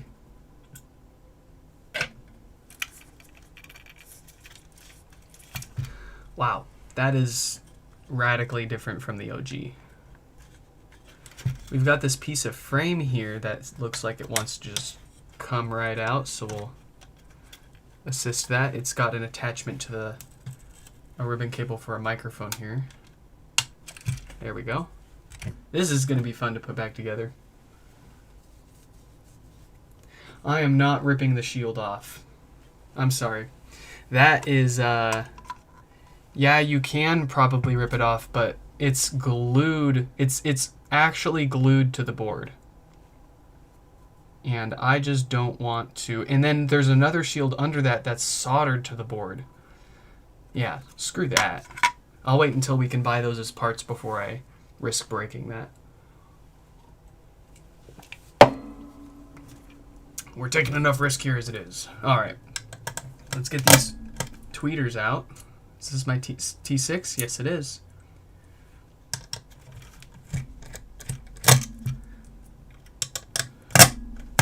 Wow.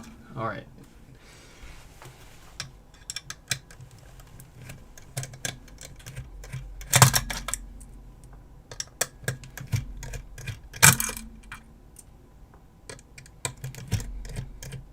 I think this will be the last bit of thing that we take screws out of before we start putting this back together.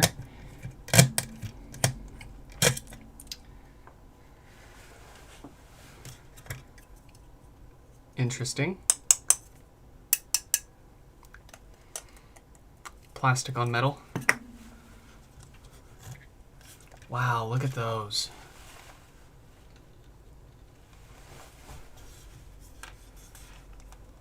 Oh, I found the lost screw, but thank you. Thank you for keeping an eye out for us. So this cable, oh. So unlike the original gen, where the ribbon cable goes from the debug port to the amp and then to the logic board, it was one single cable, like this. So there's your debug port, and then it plugs into the amp here, it plugs into the microphone board here, and then it plugs into the logic board here. On the new gen, I am pleased to see that that's all segregated now. So if you rip the cable, you don't have to replace the whole cable that connects everything together. You've got one dedicated cable for the debug pins that goes into your amp. You've got a dedicated cable that takes the amp to the logic board. I like that. The power connector here looks to be basically the same. You've got a C-clip there that holds it into the shell, and it's got just the two leads in there. So is this a switching mode power supply?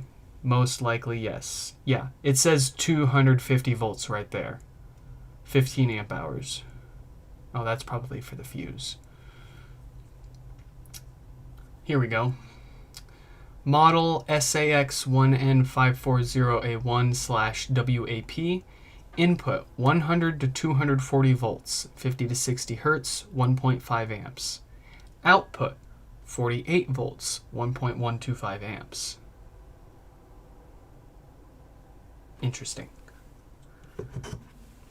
Let's get one of these tweeters out. I want to take a closer look at that, and then we'll put this thing back together.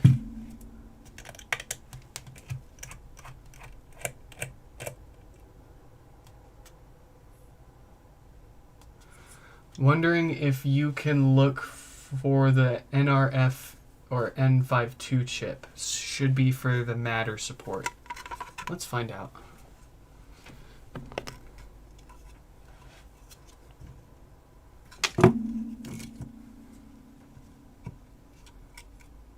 So there's one chip.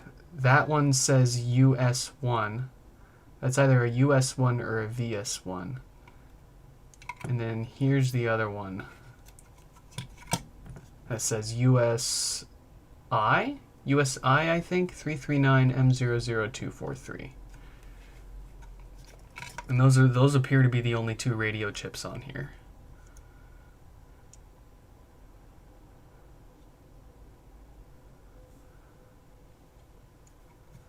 Try to power it with PoE. Holy shit.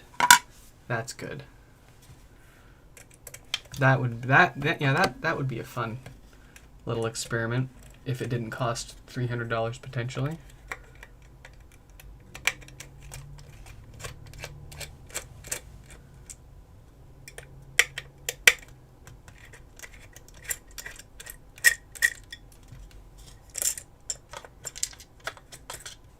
Here's the tweeter.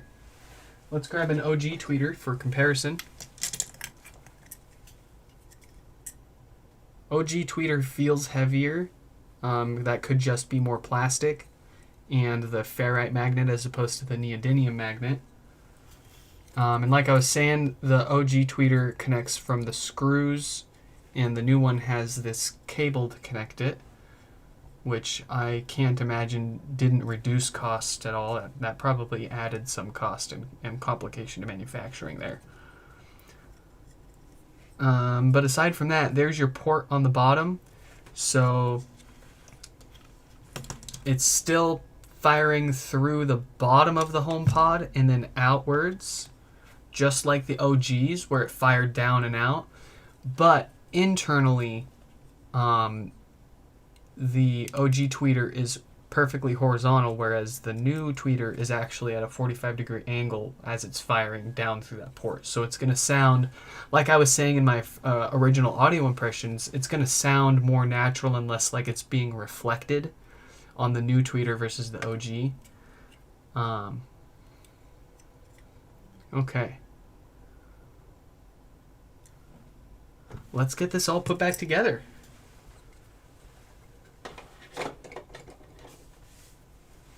Any other Wi-Fi radios or anything here? I suppose we can quickly read off the numbers on some of these other chips here. We've got something over here with let's see. It's BBTI PCM 5242231 C23H G4. And then for the actual amp chip that each tweeter uses, we're going to need to bust out the super scope for that.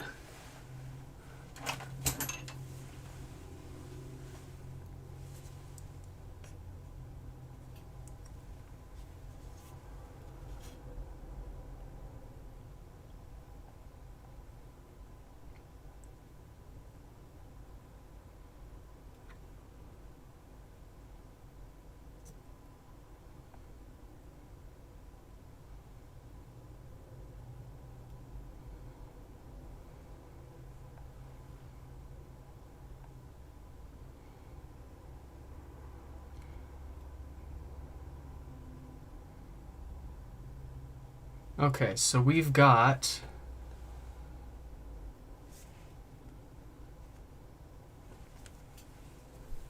for the amp chip for the tweeters, we've got SSM3515B. I think that's an ampersand or a hashtag 2211 32271. Do you spot any DC offset capacitors area? That is an excellent question. I don't. Not at least in the sense that it originally was. It might be underneath this heat spreader here too. Man, I wish we could get in there without risking that biscuit.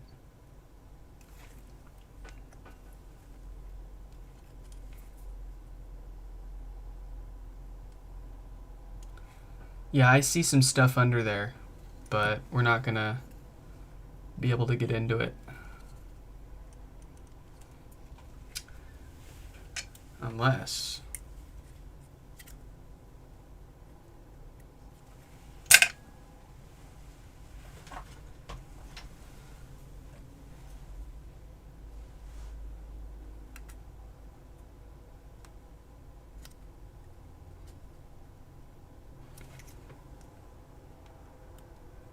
No, that glue, that shit's tough. That is not coming off. Damn. Well, let's look at a few other boards on, or a few other chips on here, and we will put it back together then. We've got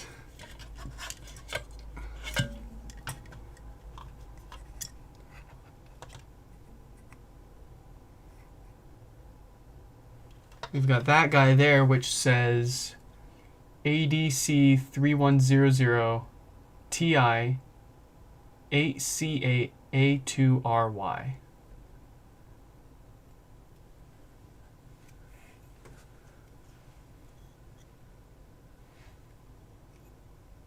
Oh yeah, yeah. Christopher just pointed out the chip that we didn't check yet next to that crystal. Good eyes. Any other chips? We've got one over here.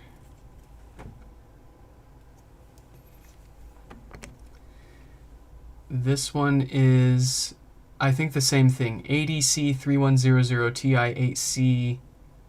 It's either 8C8 or 8CB, I can't tell. A397. See if I can get you guys up close so you can see that and confirm for yourself.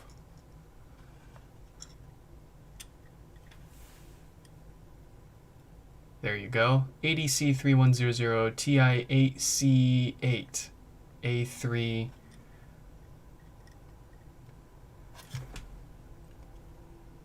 I can't tell what that says. Is that a 0 or a 9?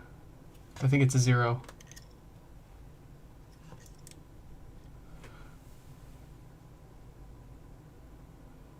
Oh, that's a Q. A3Q7. Okay.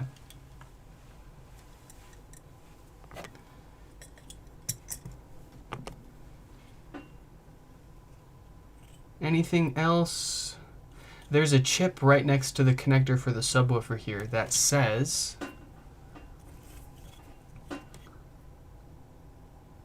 I253A1 27K COST. That's this guy right here. See if we can get you guys seeing that one.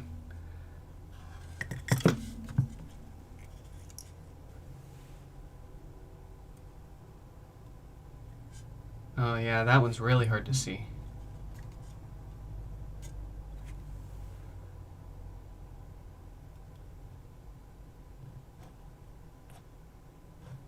Damn, you'll have to take my word for that one.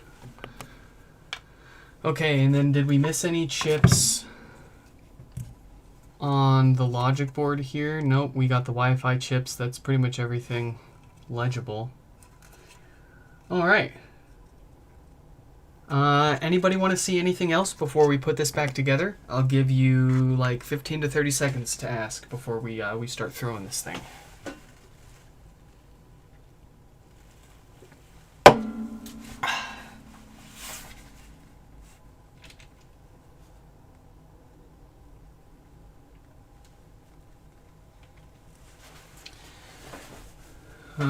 Can we get a close-up of the one next to the crystal? Yeah. Let's see here.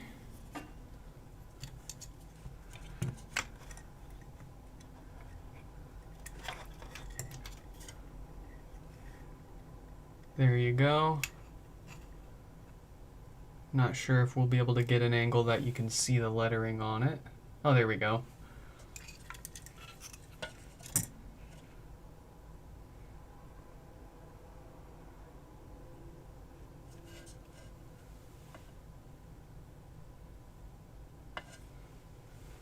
Alright, I hope that was sufficient. Close-up of the PSU. You got it. You've got it.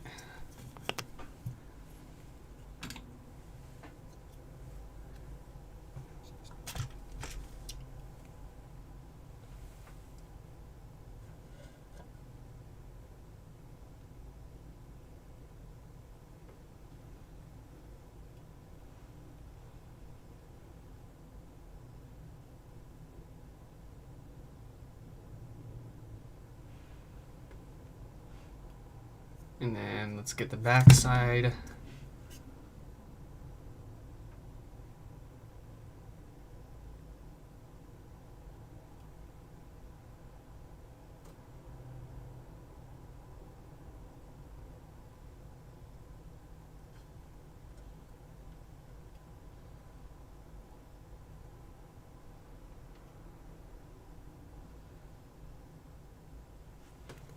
All right. And then let's get a close-up of the logic board.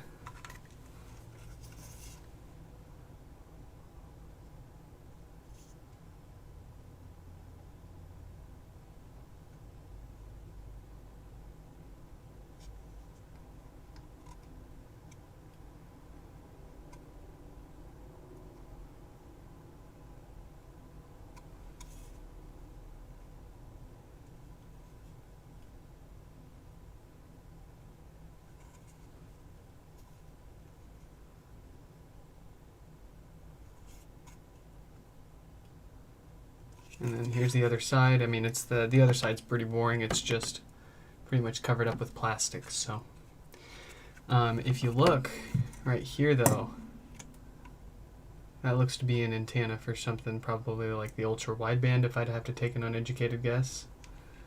No, I cannot take that heatsink off. I have tried. This glue is not soft. It's on there. It's not going. And I hear things creaking and cracking trying to pull it off.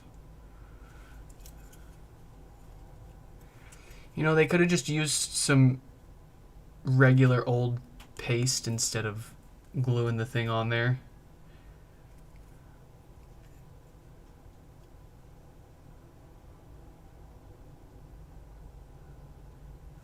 You want an up close of the woofer? We can do an up close of the woofer. Let's see.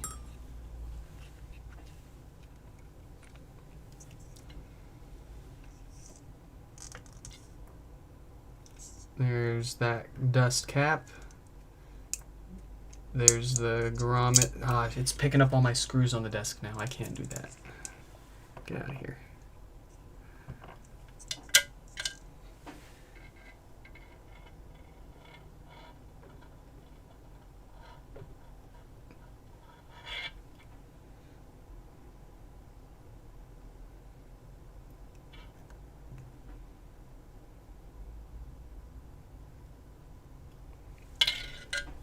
There's your connector. They put the locking tab on this side now, as opposed to on the edges. If I didn't know better, I'd say that they swapped. This is the same connector as they use for the power on the OG. Here's the power supply from the OG. Let's test that theory. Oh, it is the same connector. Look at that. You want to plug your subwoofer into your power supply? Go for it. But that's cool. So we can reuse the power cable from the OG HomePod as the subwoofer cable for the new HomePod. Not very useful, but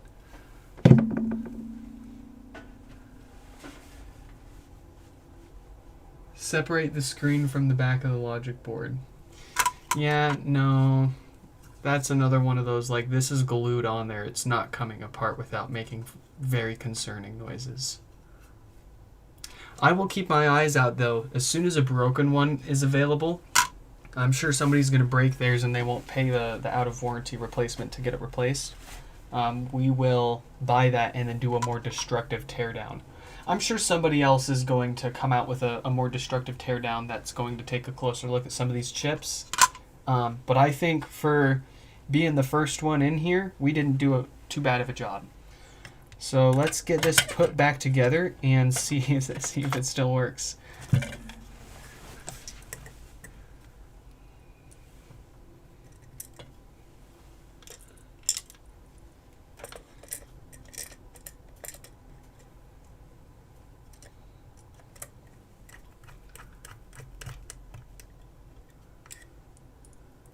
The missing glue from the basket had to go somewhere.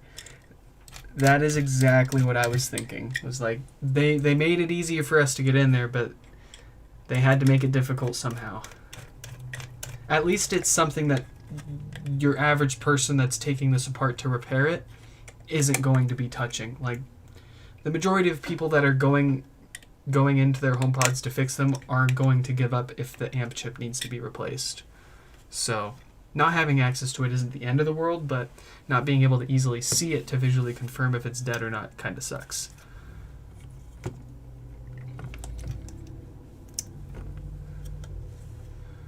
Oh boy.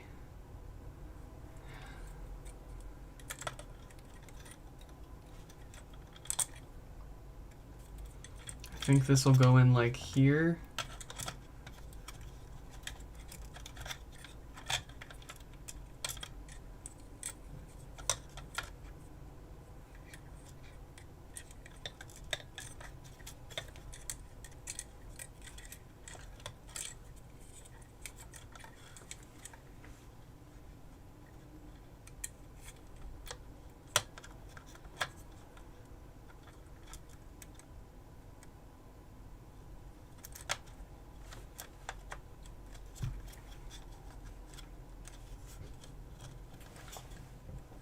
Oh, I think UPS just delivered my white HomePod.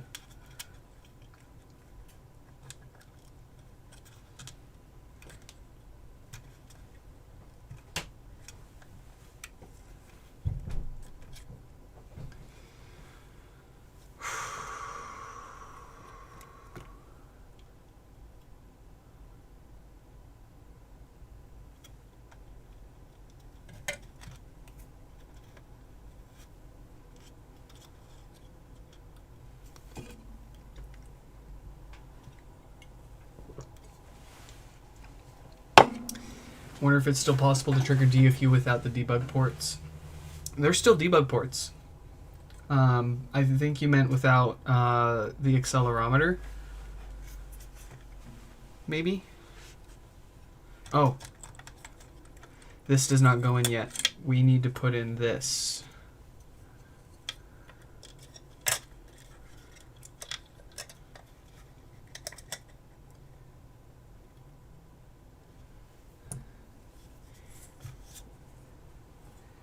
And then we need to remember which screws that 1, 2, 3, 4, 5. 1, 2, 3, 4.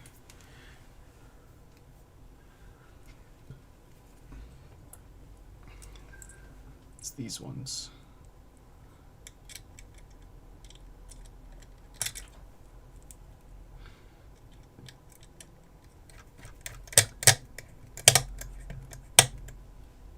What was the chip you saw half of underneath the screen if it's upside down? This thing? It looks to be shielded.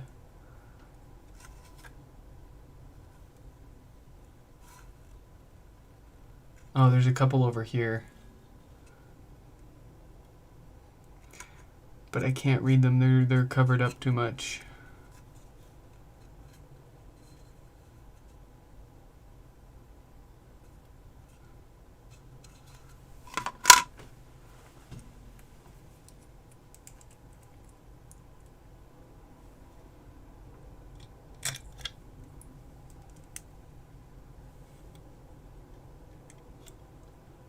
Under the screen.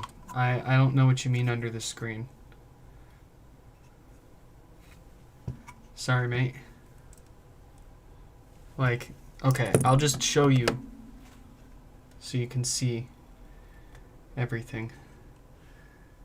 That's everything that we'll be able to see.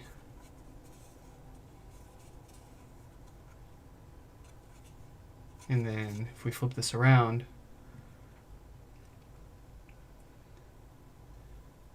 that's everything we get. But these, like, there's some chips over here. I can't read what's on those. It's just too far in there. Oh, no, I got them. TLC 5955, TI 271, CCSY G4. And then we've got another one. Ooh, Synaptics. I can't read the numbers on it, but that's the Synaptics touch controller. And then that's it.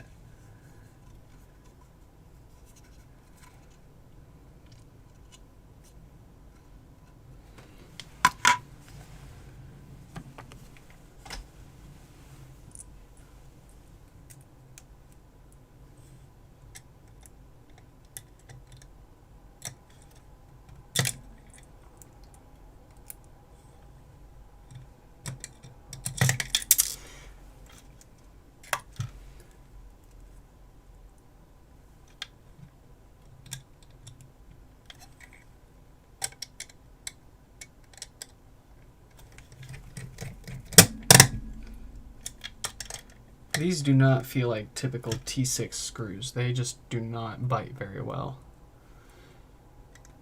These ones in particular. The rest of the ones seem to be the right size, but these just like, what's going on?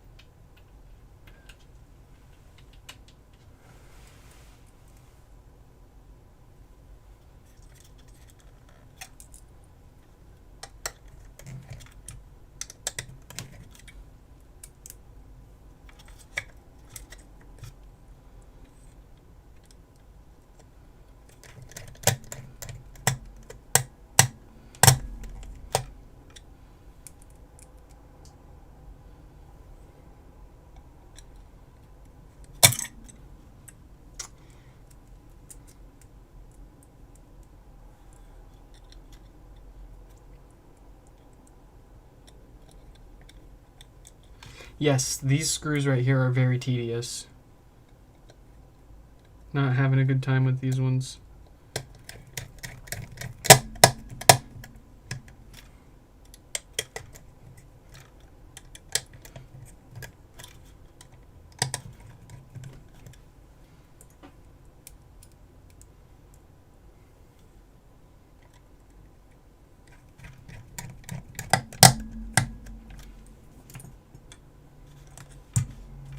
Alright, now we can get this in there.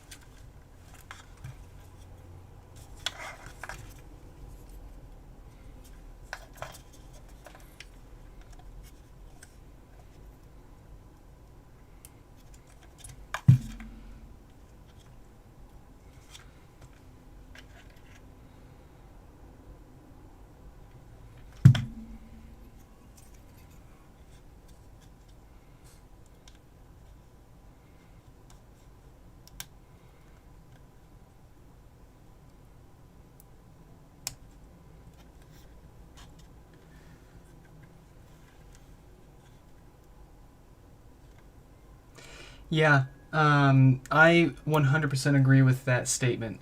Overall, I actually like the way the insides look. However, I do find everything to look cheaper. And feeling all these parts around, it feels a little cheaper.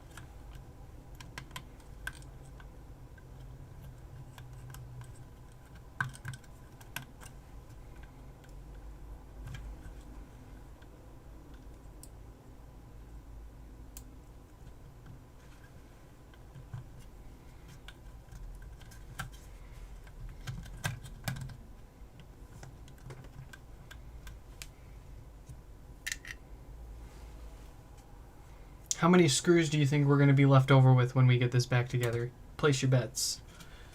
I'm going to go out on a crazy bet and say that I'm going to get this perfect and we're not going to have any leftover screws.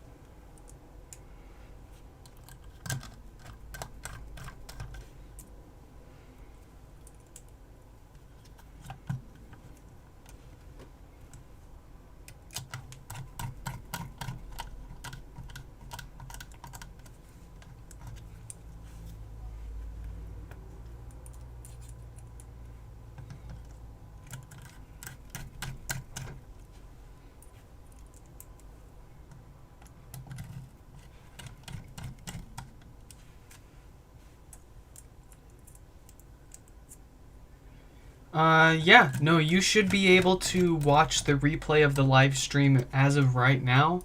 You should be able to seek back to any point in time of the live stream. And when it's over, it's going to stay up in public. So you're welcome to rewatch and scrub around and all of that.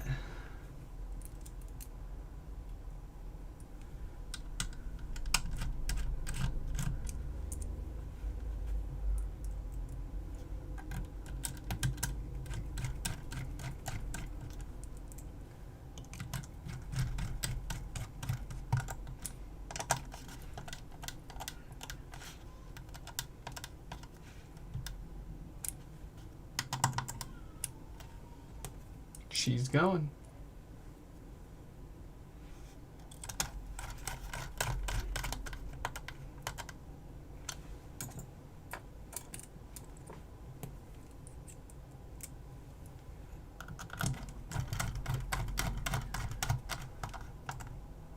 Okay.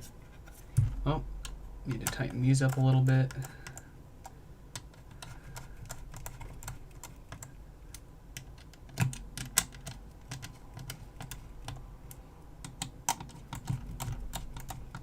What is your feeling on the feel of the construction compared to the other HomePod? MH, or I don't know how you say your name, man. But anyways, what they said is pretty much exactly how I feel. Which was, overall, I feel like the way the inside looks and feels is I like it. It looks nicer, but it also still kind of looks and feels cheaper at the same time compared to the OG. If that makes any sense.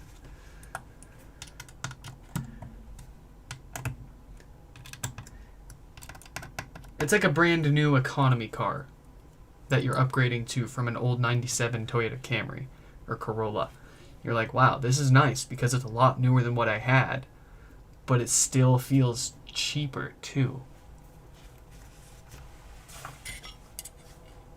Oh, we almost forgot the teeny tiny little screw for this, for the power supply connection.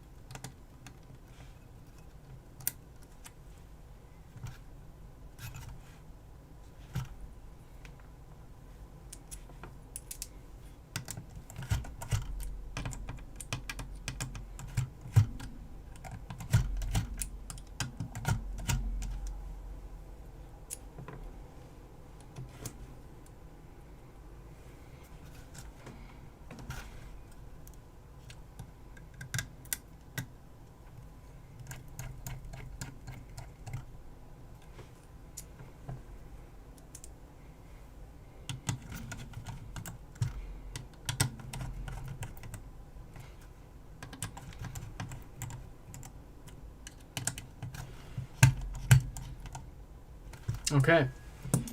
This all looks secure. Let's pop this back on.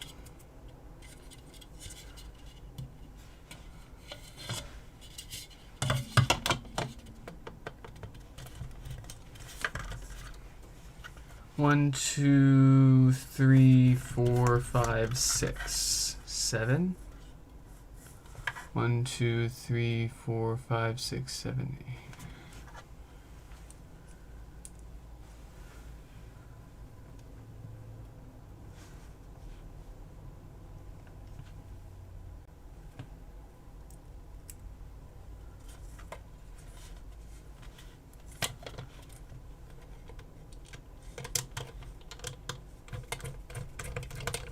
Yep, I put the seal back in there.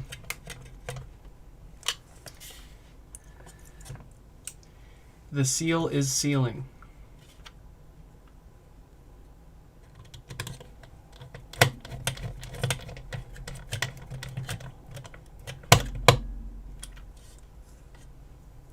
The heatsink does have its own screw. I may have misplaced it, so we're going to keep putting this back together until we find an extra screw.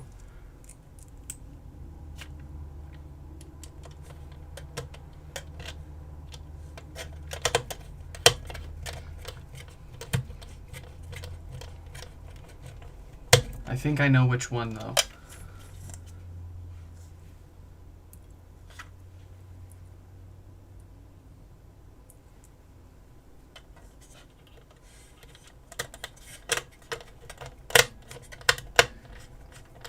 Ah, yes. If any of you are interested in getting your first generation Apple HomePod repaired by me, head over to my website, nixfix.com, and check the mailing address, or the mail-in repair section. That's where you'll find my mail address, my contact info, so you can shoot me an email. That's the first step, is figure out, check and make sure that the issue you have is repairable. I've got that info up on the website. If your issue is repairable, you can shoot me an email and we'll get you started. I've also got repair estimates up on my website, so you can check that yourself.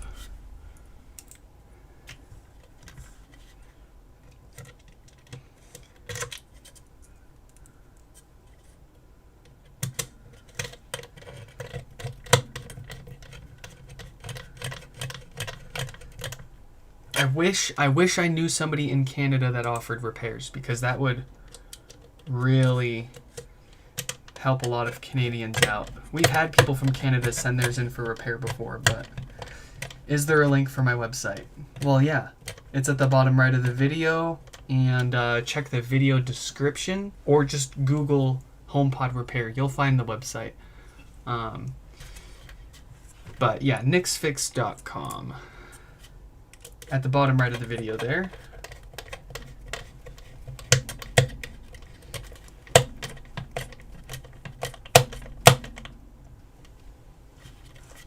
Okay.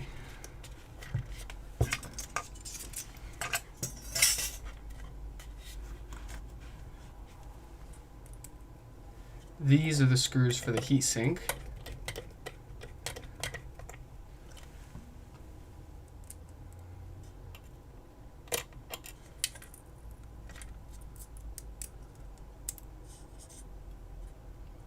How is your feeling of the speaker's quality versus the original? We did a few listening tests earlier in the stream, but I will sum it up by saying crispier mids and highs, tighter bass, but not as much bass as the OG. Overall, I think most people are going to still prefer the sound of the new generation over the old generation. But I'm putting a lot of my weight from that answer into assuming that Apple did their research and checked to see what people would actually prefer before they just changed the sound of it and assumed that's what people would want.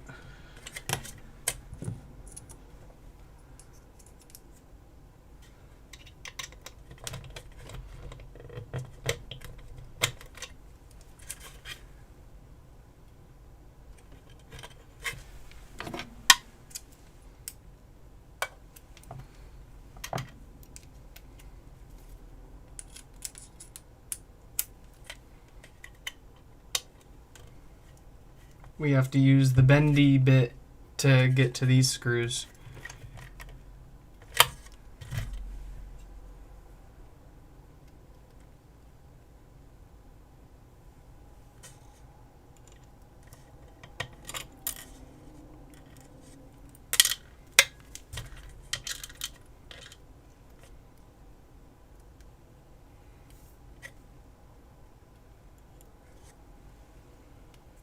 Alright, I'm done playing games with you.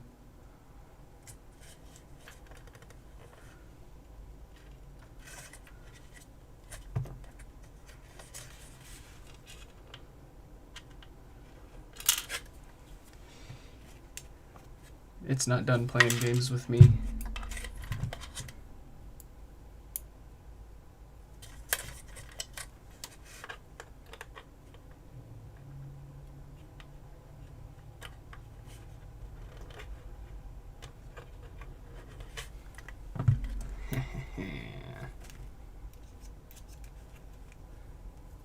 Are those mid-basket screws at an angle?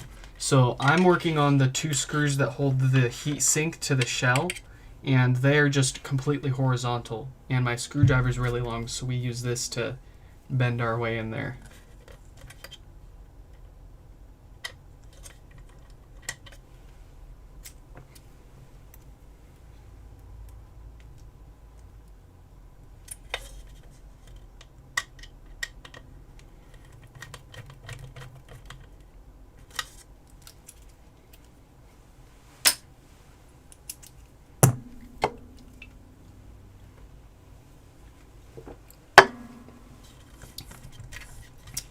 Okay. I think it's ready to attach our ribbon cable and start sealing this thing back up.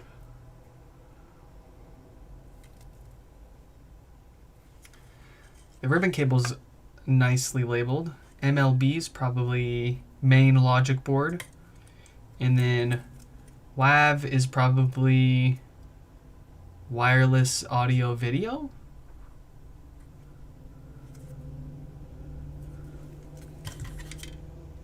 No? Maybe? I don't know.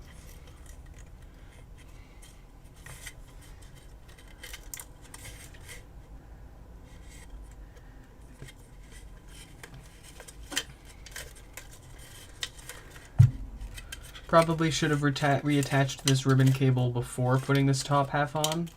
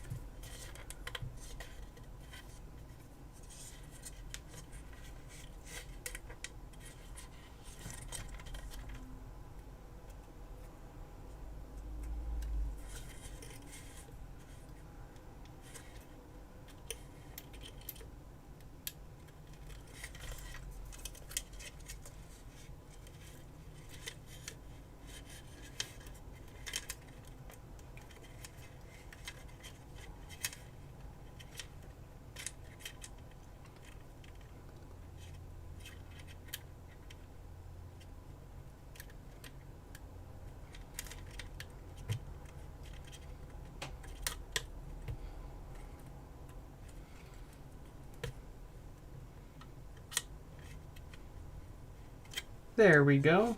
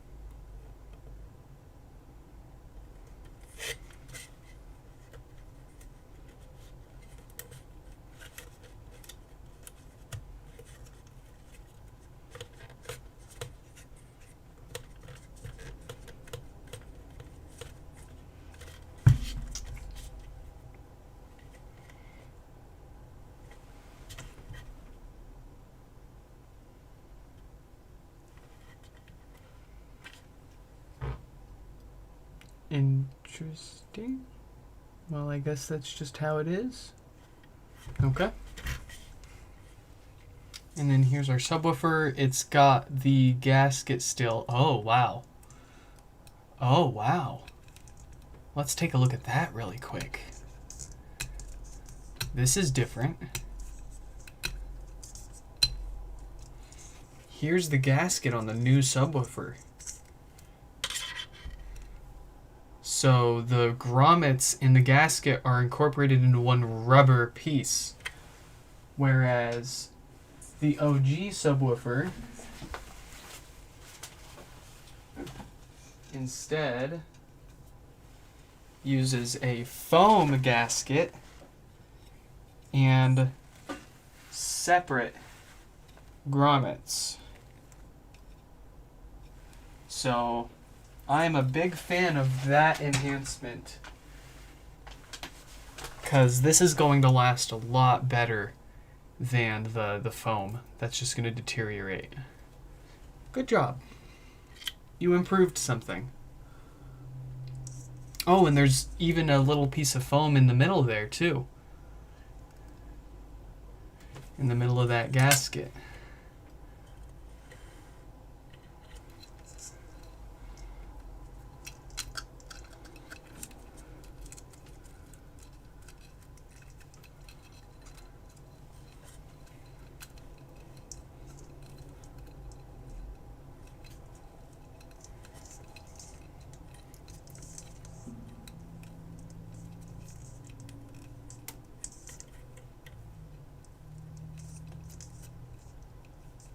Oh, we already got the heatsink screw in there. Yeah, we found those because there were only 3 of this specific screw, and there's only 3 screws for the heatsink, so we knew which ones those were. We got them.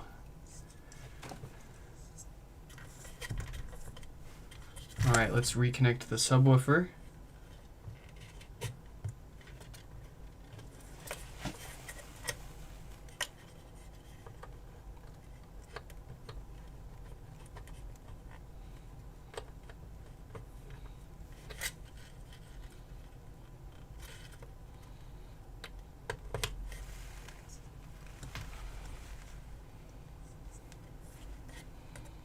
I guess it doesn't really matter which way you put this in now.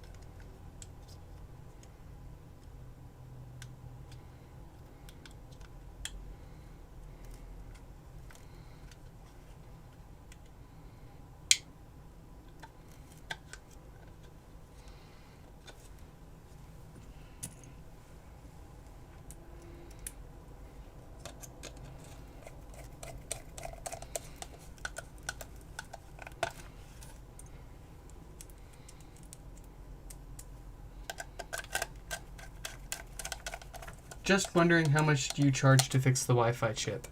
Unfortunately, I don't offer repairs for Wi-Fi issues. I don't have a source for Wi-Fi chips. I tried to order some and they got lost, and I'm going to try to order some more, but it's no guarantee that that's going to fix the problem. and it's incredibly time consuming and takes a lot of effort. It's not a trivial repair. So TLDR, or too long didn't listen, is I don't offer Wi-Fi repairs. Unless you provide another working logic board for me to do the swap for you. I'll be happy to swap parts around for you, but I don't have Wi-Fi chips or working logic boards to offer replacements to repair that issue.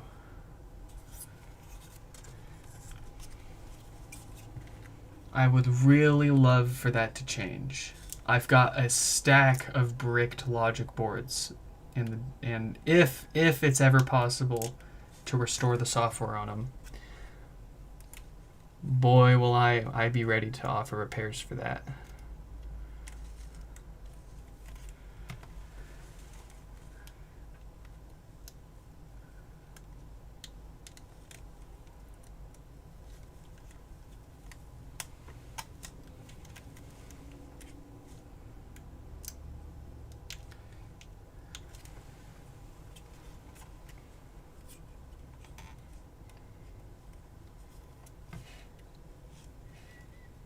Yeah, see, that's my problem, and I know that I use the same word in my title, but better is a very general term. It's not like better for one person is not going to always be better for someone else.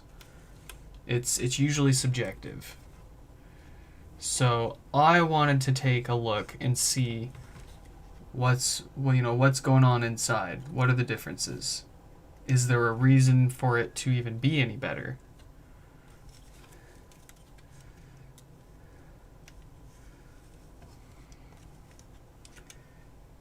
And then also getting a chance to look at the inside, it helps me understand and visualize a little bit better the sound, the difference in sound between the two.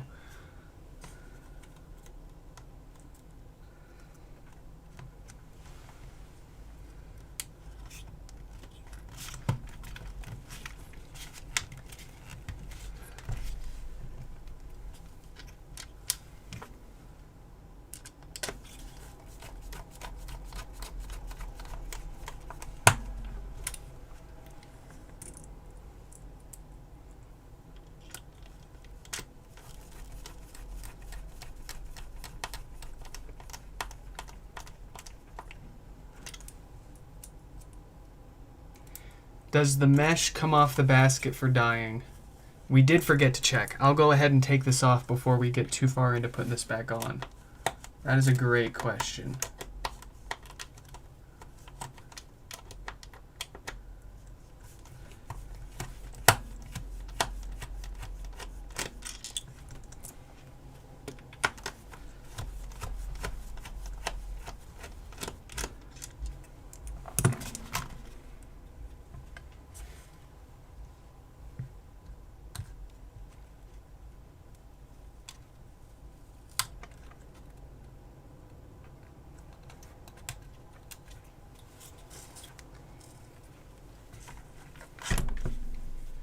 Yeah, I suppose we didn't actually take this apart any further than removing the logic board here. So there's a few more pieces we can tear down right here.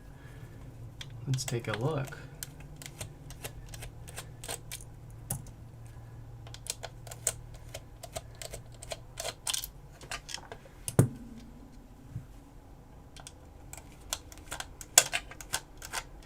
It really, the whole thing just overall feels like I'm taking apart with just a big Mini. It feels much more like a Mini than an original generation HomePod.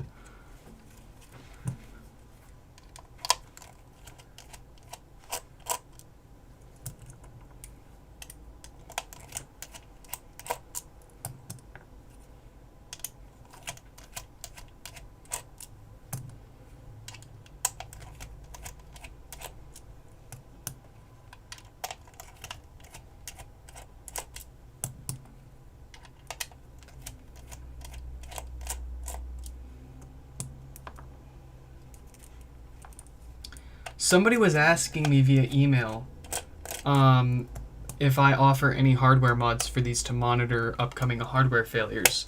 And at first I was like, no, I've never even thought about it. But then I thought about it and I was like, well, actually, what I could do is maybe run trace wires from the subwoofer output directly to a couple of unused pins on the debug port. So that way, if somebody suspected that their HomePod started having DC offset symptoms, if they suspected that their filters were starting to go bad and allowing too much DC voltage into the subwoofer, they could just rip the rubber foot off the bottom and probe their debug pins for DC offset instead of tearing the whole thing apart. I think that might be a worthy modification to offer folks. But I wonder what you guys think. There's the display itself.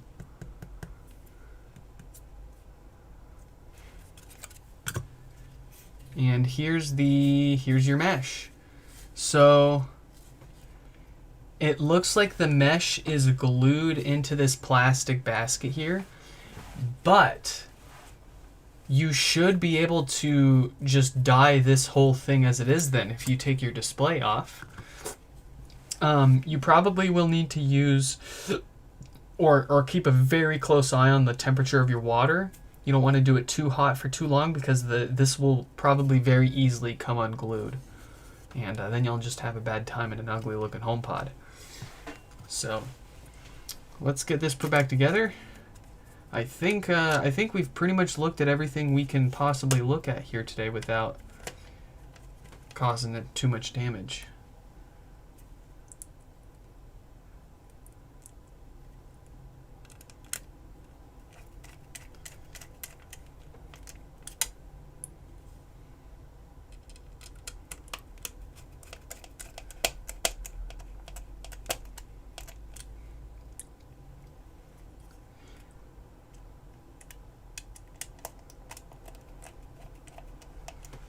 I almost have half the mind to just rip this mesh off and just go naked new gen, just for the heck of it. Let's run a poll. Let's find out from you guys.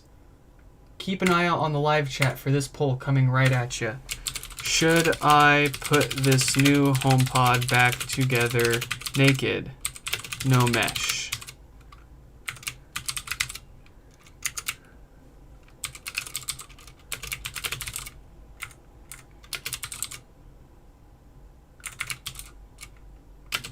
All right, vote on that poll, folks. Are we going to put this back together naked? Am I going to rip this mesh off and just say, fuck it? Or are we going to try to put this back together with that mesh intact? Its fate is your decision.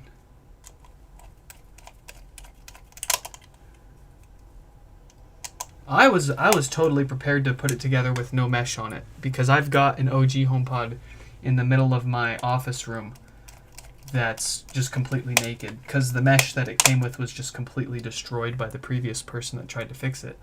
And I just never bothered putting another mesh on it.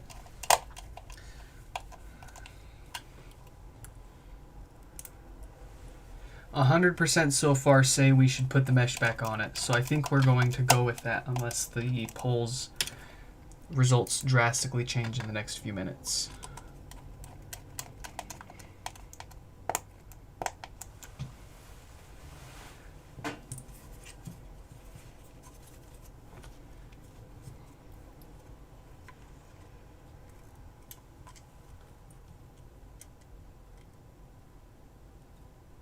I don't want to rip it off to see how good the glue is. I just want to rip it off to have a naked HomePod.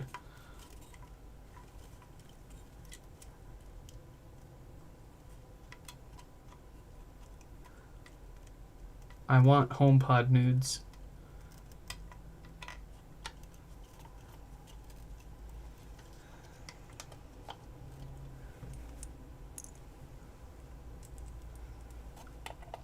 Wow, 100% of you say dress it up. Don't leave it naked. So I guess we're going to dress it up. We're not going to leave it naked.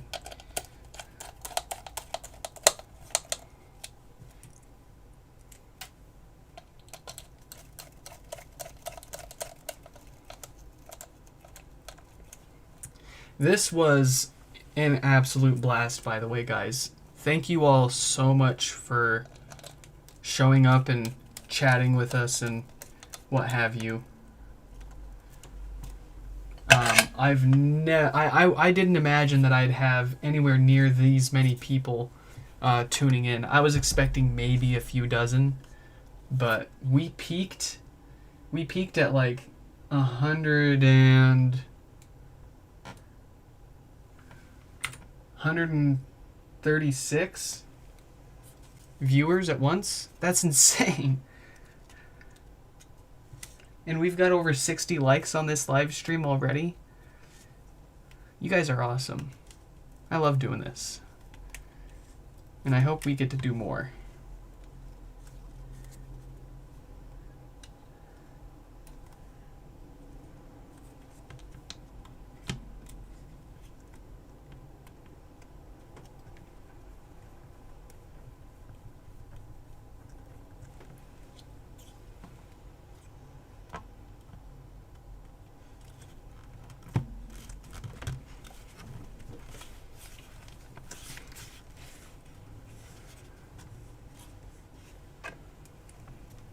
I noticed that this doesn't sit flush.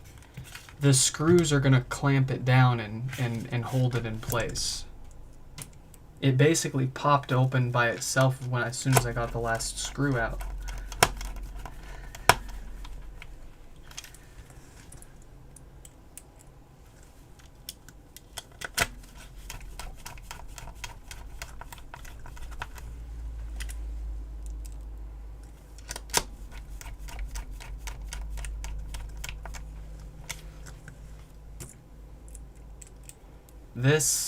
This is what I live for. This is what makes me tick, is seeing how stuff works on the inside.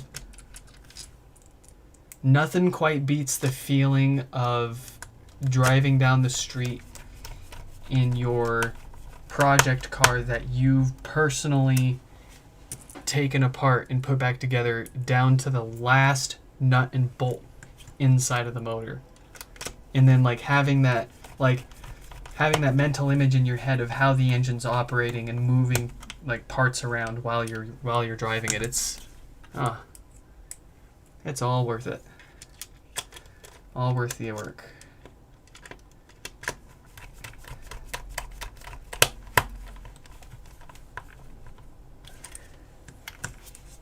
Last screw for this, and then we've just got a few more screws.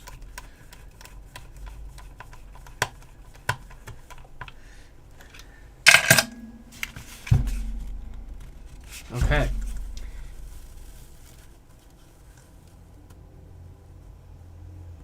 Oh, there's a separate drawstring for the actual sock underneath as well. Which came right out.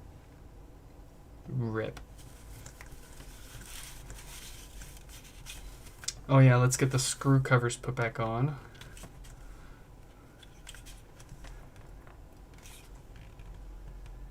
Why don't you create a clear HomePod? Oh, dude, that would be so cool. I just don't know even where to start manufacturing clear parts for an existing product. I guess I would need to take a 3D model of it and then reach out to a few companies that might be able to do it. Did you line up the mesh with the hole for the power cable?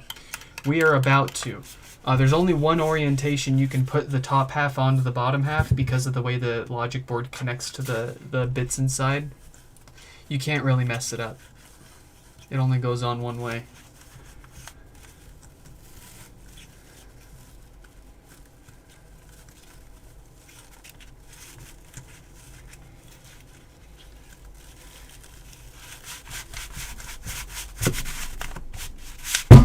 Starting to take its original shape again.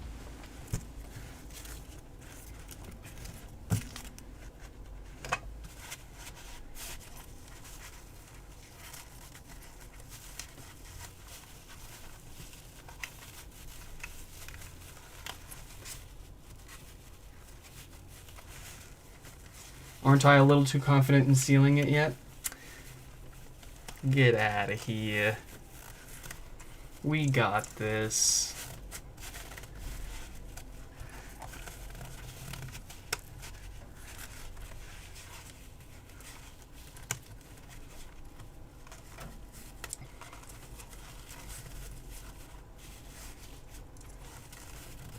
I mean, we're probably not going to make the bottom of this look perfect since we wrecked those drawstrings, but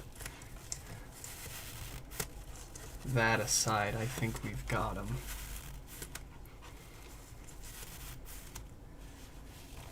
You can tell them to get out of here, weirdo.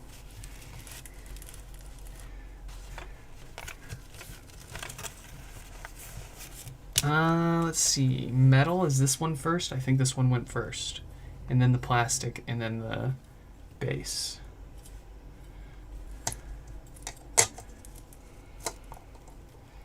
And this does go on a specific way, too. How does it want to go on there?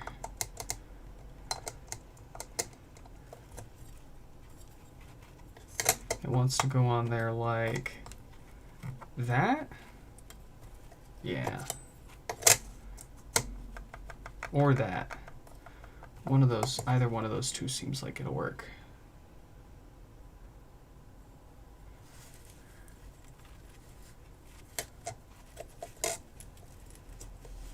Oh, the SingCell Alpha is a dream speaker for me. I'd love to get my hands on one of those and try it out. And I don't have to take it apart to see what it looks like on the inside. Plus, plus.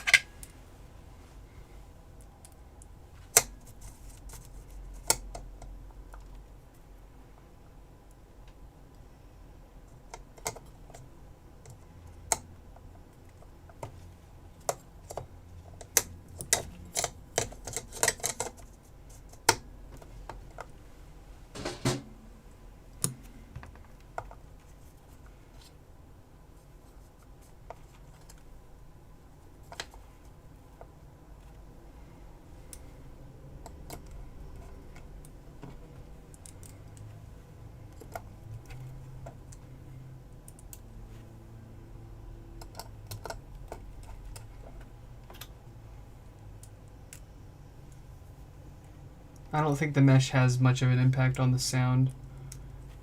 So if we end up not getting this on perfectly, it shouldn't matter.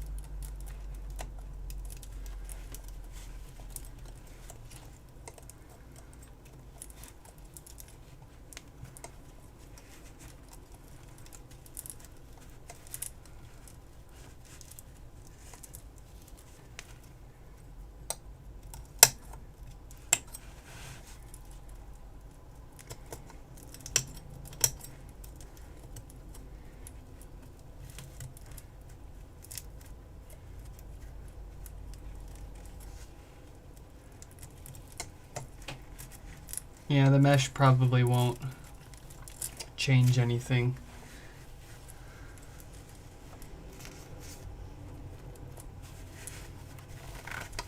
I mean, I wonder if I can just...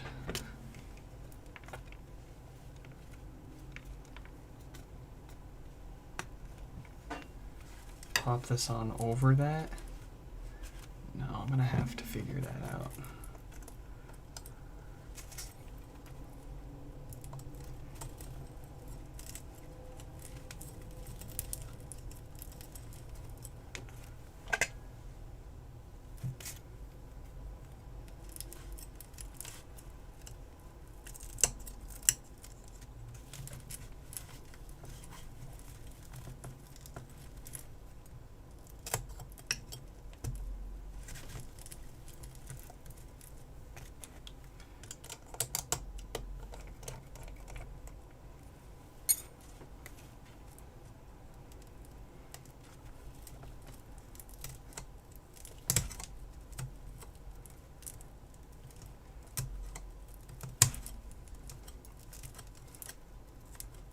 So what I'm doing is I'm tightening this base down so that way there's just enough grip for it to hold onto the mesh as I shove it back in there.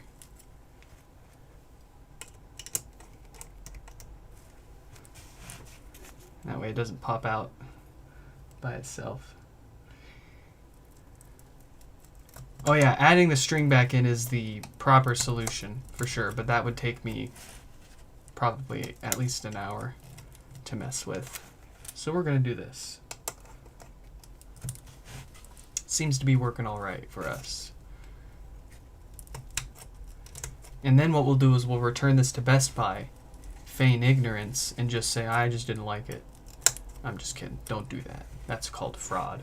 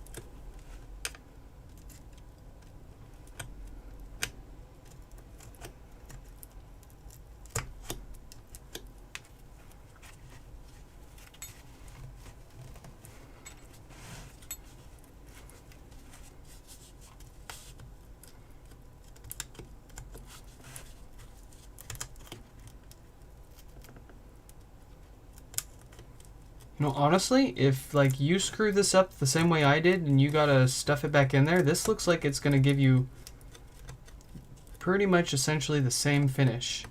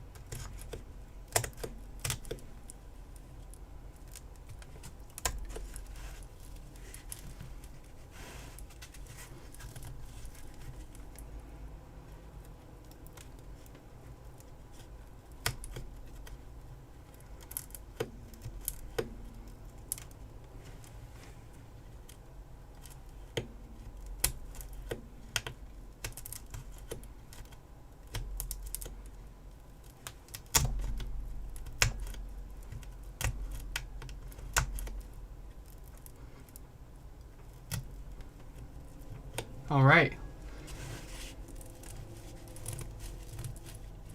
Not bad for no drawstring.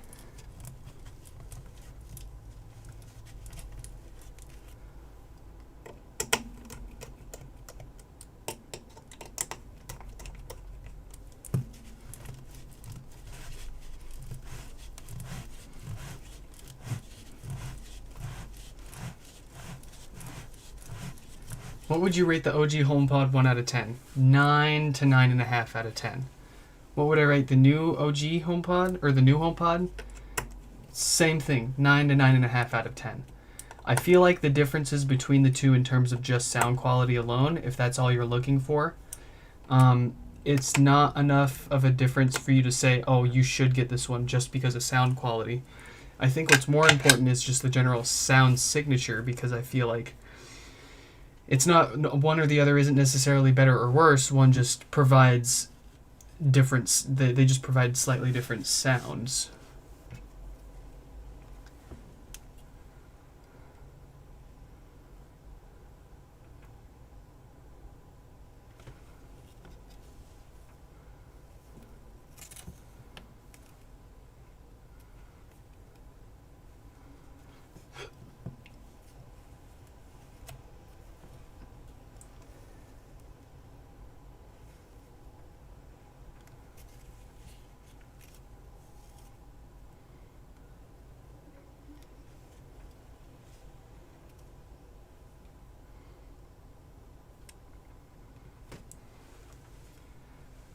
right, let's get this on there. And we will be in the clear.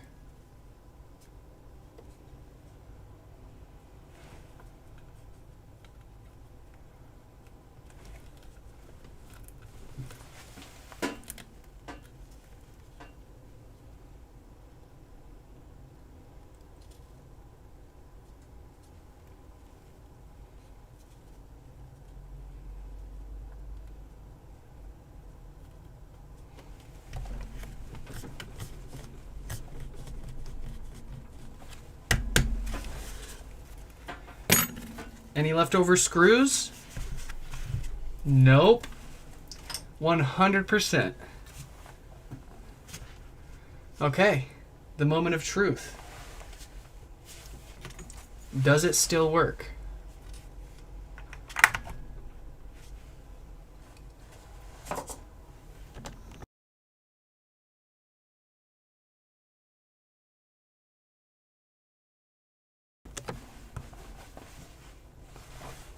We got power!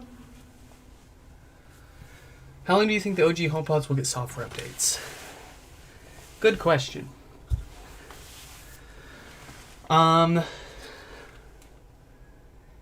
A8 CPU, which is what the original HomePod has, was used in the iPhone 6 and 6 Plus. The iPhone 6 and 6 Plus support as new as iOS 15, I think.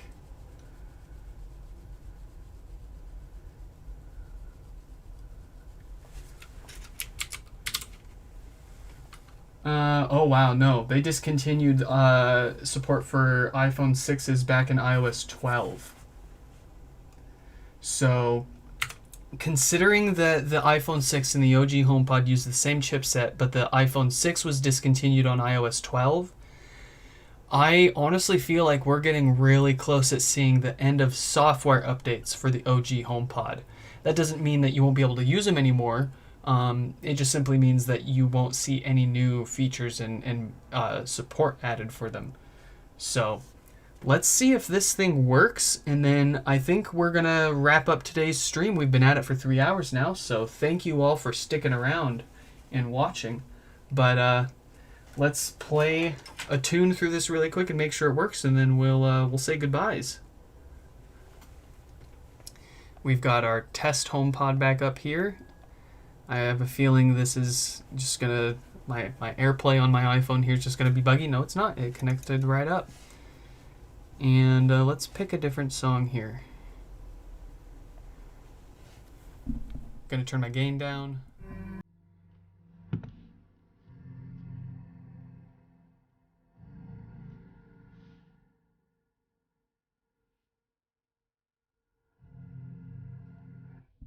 Oh, stick around after we test for a second here. I just want to make sure it's nice and sealed, but once we confirm it sounds good still, I'll give my final thoughts and we'll close out here.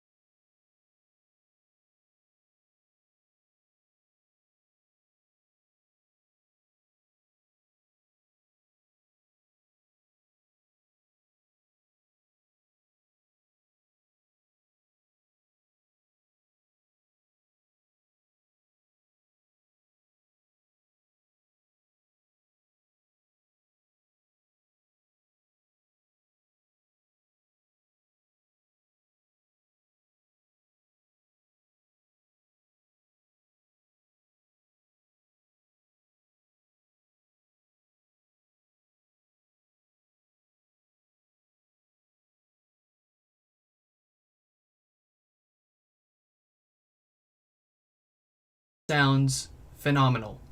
When I cranked that volume up, I was thoroughly impressed at how much extra mid-range it cranked out. I'm used to the OG HomePod not pushing as much of that mid-range out as that was, and so it has an impact. I don't know. You're just gonna have to try it out for yourself and see if you prefer the sound of the new one or the old one more. Personally, I think I'm going to keep all of my OGs and slowly, over time, probably add a mix of the new and the old ones. What I'm gonna do is I'm actually going to turn off analytics and listening for Siri and basically all of the smart stuff on all of my OGs, and then use just the new gens for all of the smart stuff, plus audio AirPlay, of course. But I'll rely on all the voice commands and HomeKit stuff on the new generations, since they should be theoretically much better and more efficient at doing those tasks. And then I can, the OGs should be able to, they should be working less, not needing to listen for Siri all the time and doing all that. They'll be purely audio speakers, and the new gens will handle all of the smart stuff. As far as repairability goes, if we're comparing it to the first generation, hands down, we're gonna have to give a win to the new generation. It's not glued together. Everything that needs to be sealed is using a gasket to do so. And it also looks like they improved the material used for those gaskets. It looks like also overall they used slightly cheaper materials to manufacture it, but at the same time, it still feels nice and premium. If they make parts available for this, that's going to be awesome, because people will be able to, first of all, the power cable is already user-friendly replaceable. And then if it's just taking screws off and pulling bits apart, I imagine way more people are going to be repairing these, and potentially making them more popular, which in turn will, give us more customization options. Maybe people will come out and design clear shells like someone mentioned, aftermarket accessories and such. Those are my thoughts. That's the teardown. I'm quite excited that we managed to get it back together in one piece without you even being able to tell. Even though we completely messed up that drawstring and lost it, we managed to get that back on there. Guys, thank you all so much for watching. And if you have any questions about the new generation, feel free to leave a comment down below. Check out the website, nixfix.com. It's at the bottom right of the video there and the video description. If you're looking for more information on doing your own HomePod Gen 1 repairs, or you want to reach out to me to get me to fix your stuff for you. I don't just fix HomePods, but that's pretty much what we specialize in. So, hope you all enjoyed this live stream teardown and first look at the OG HomePod and the new HomePod.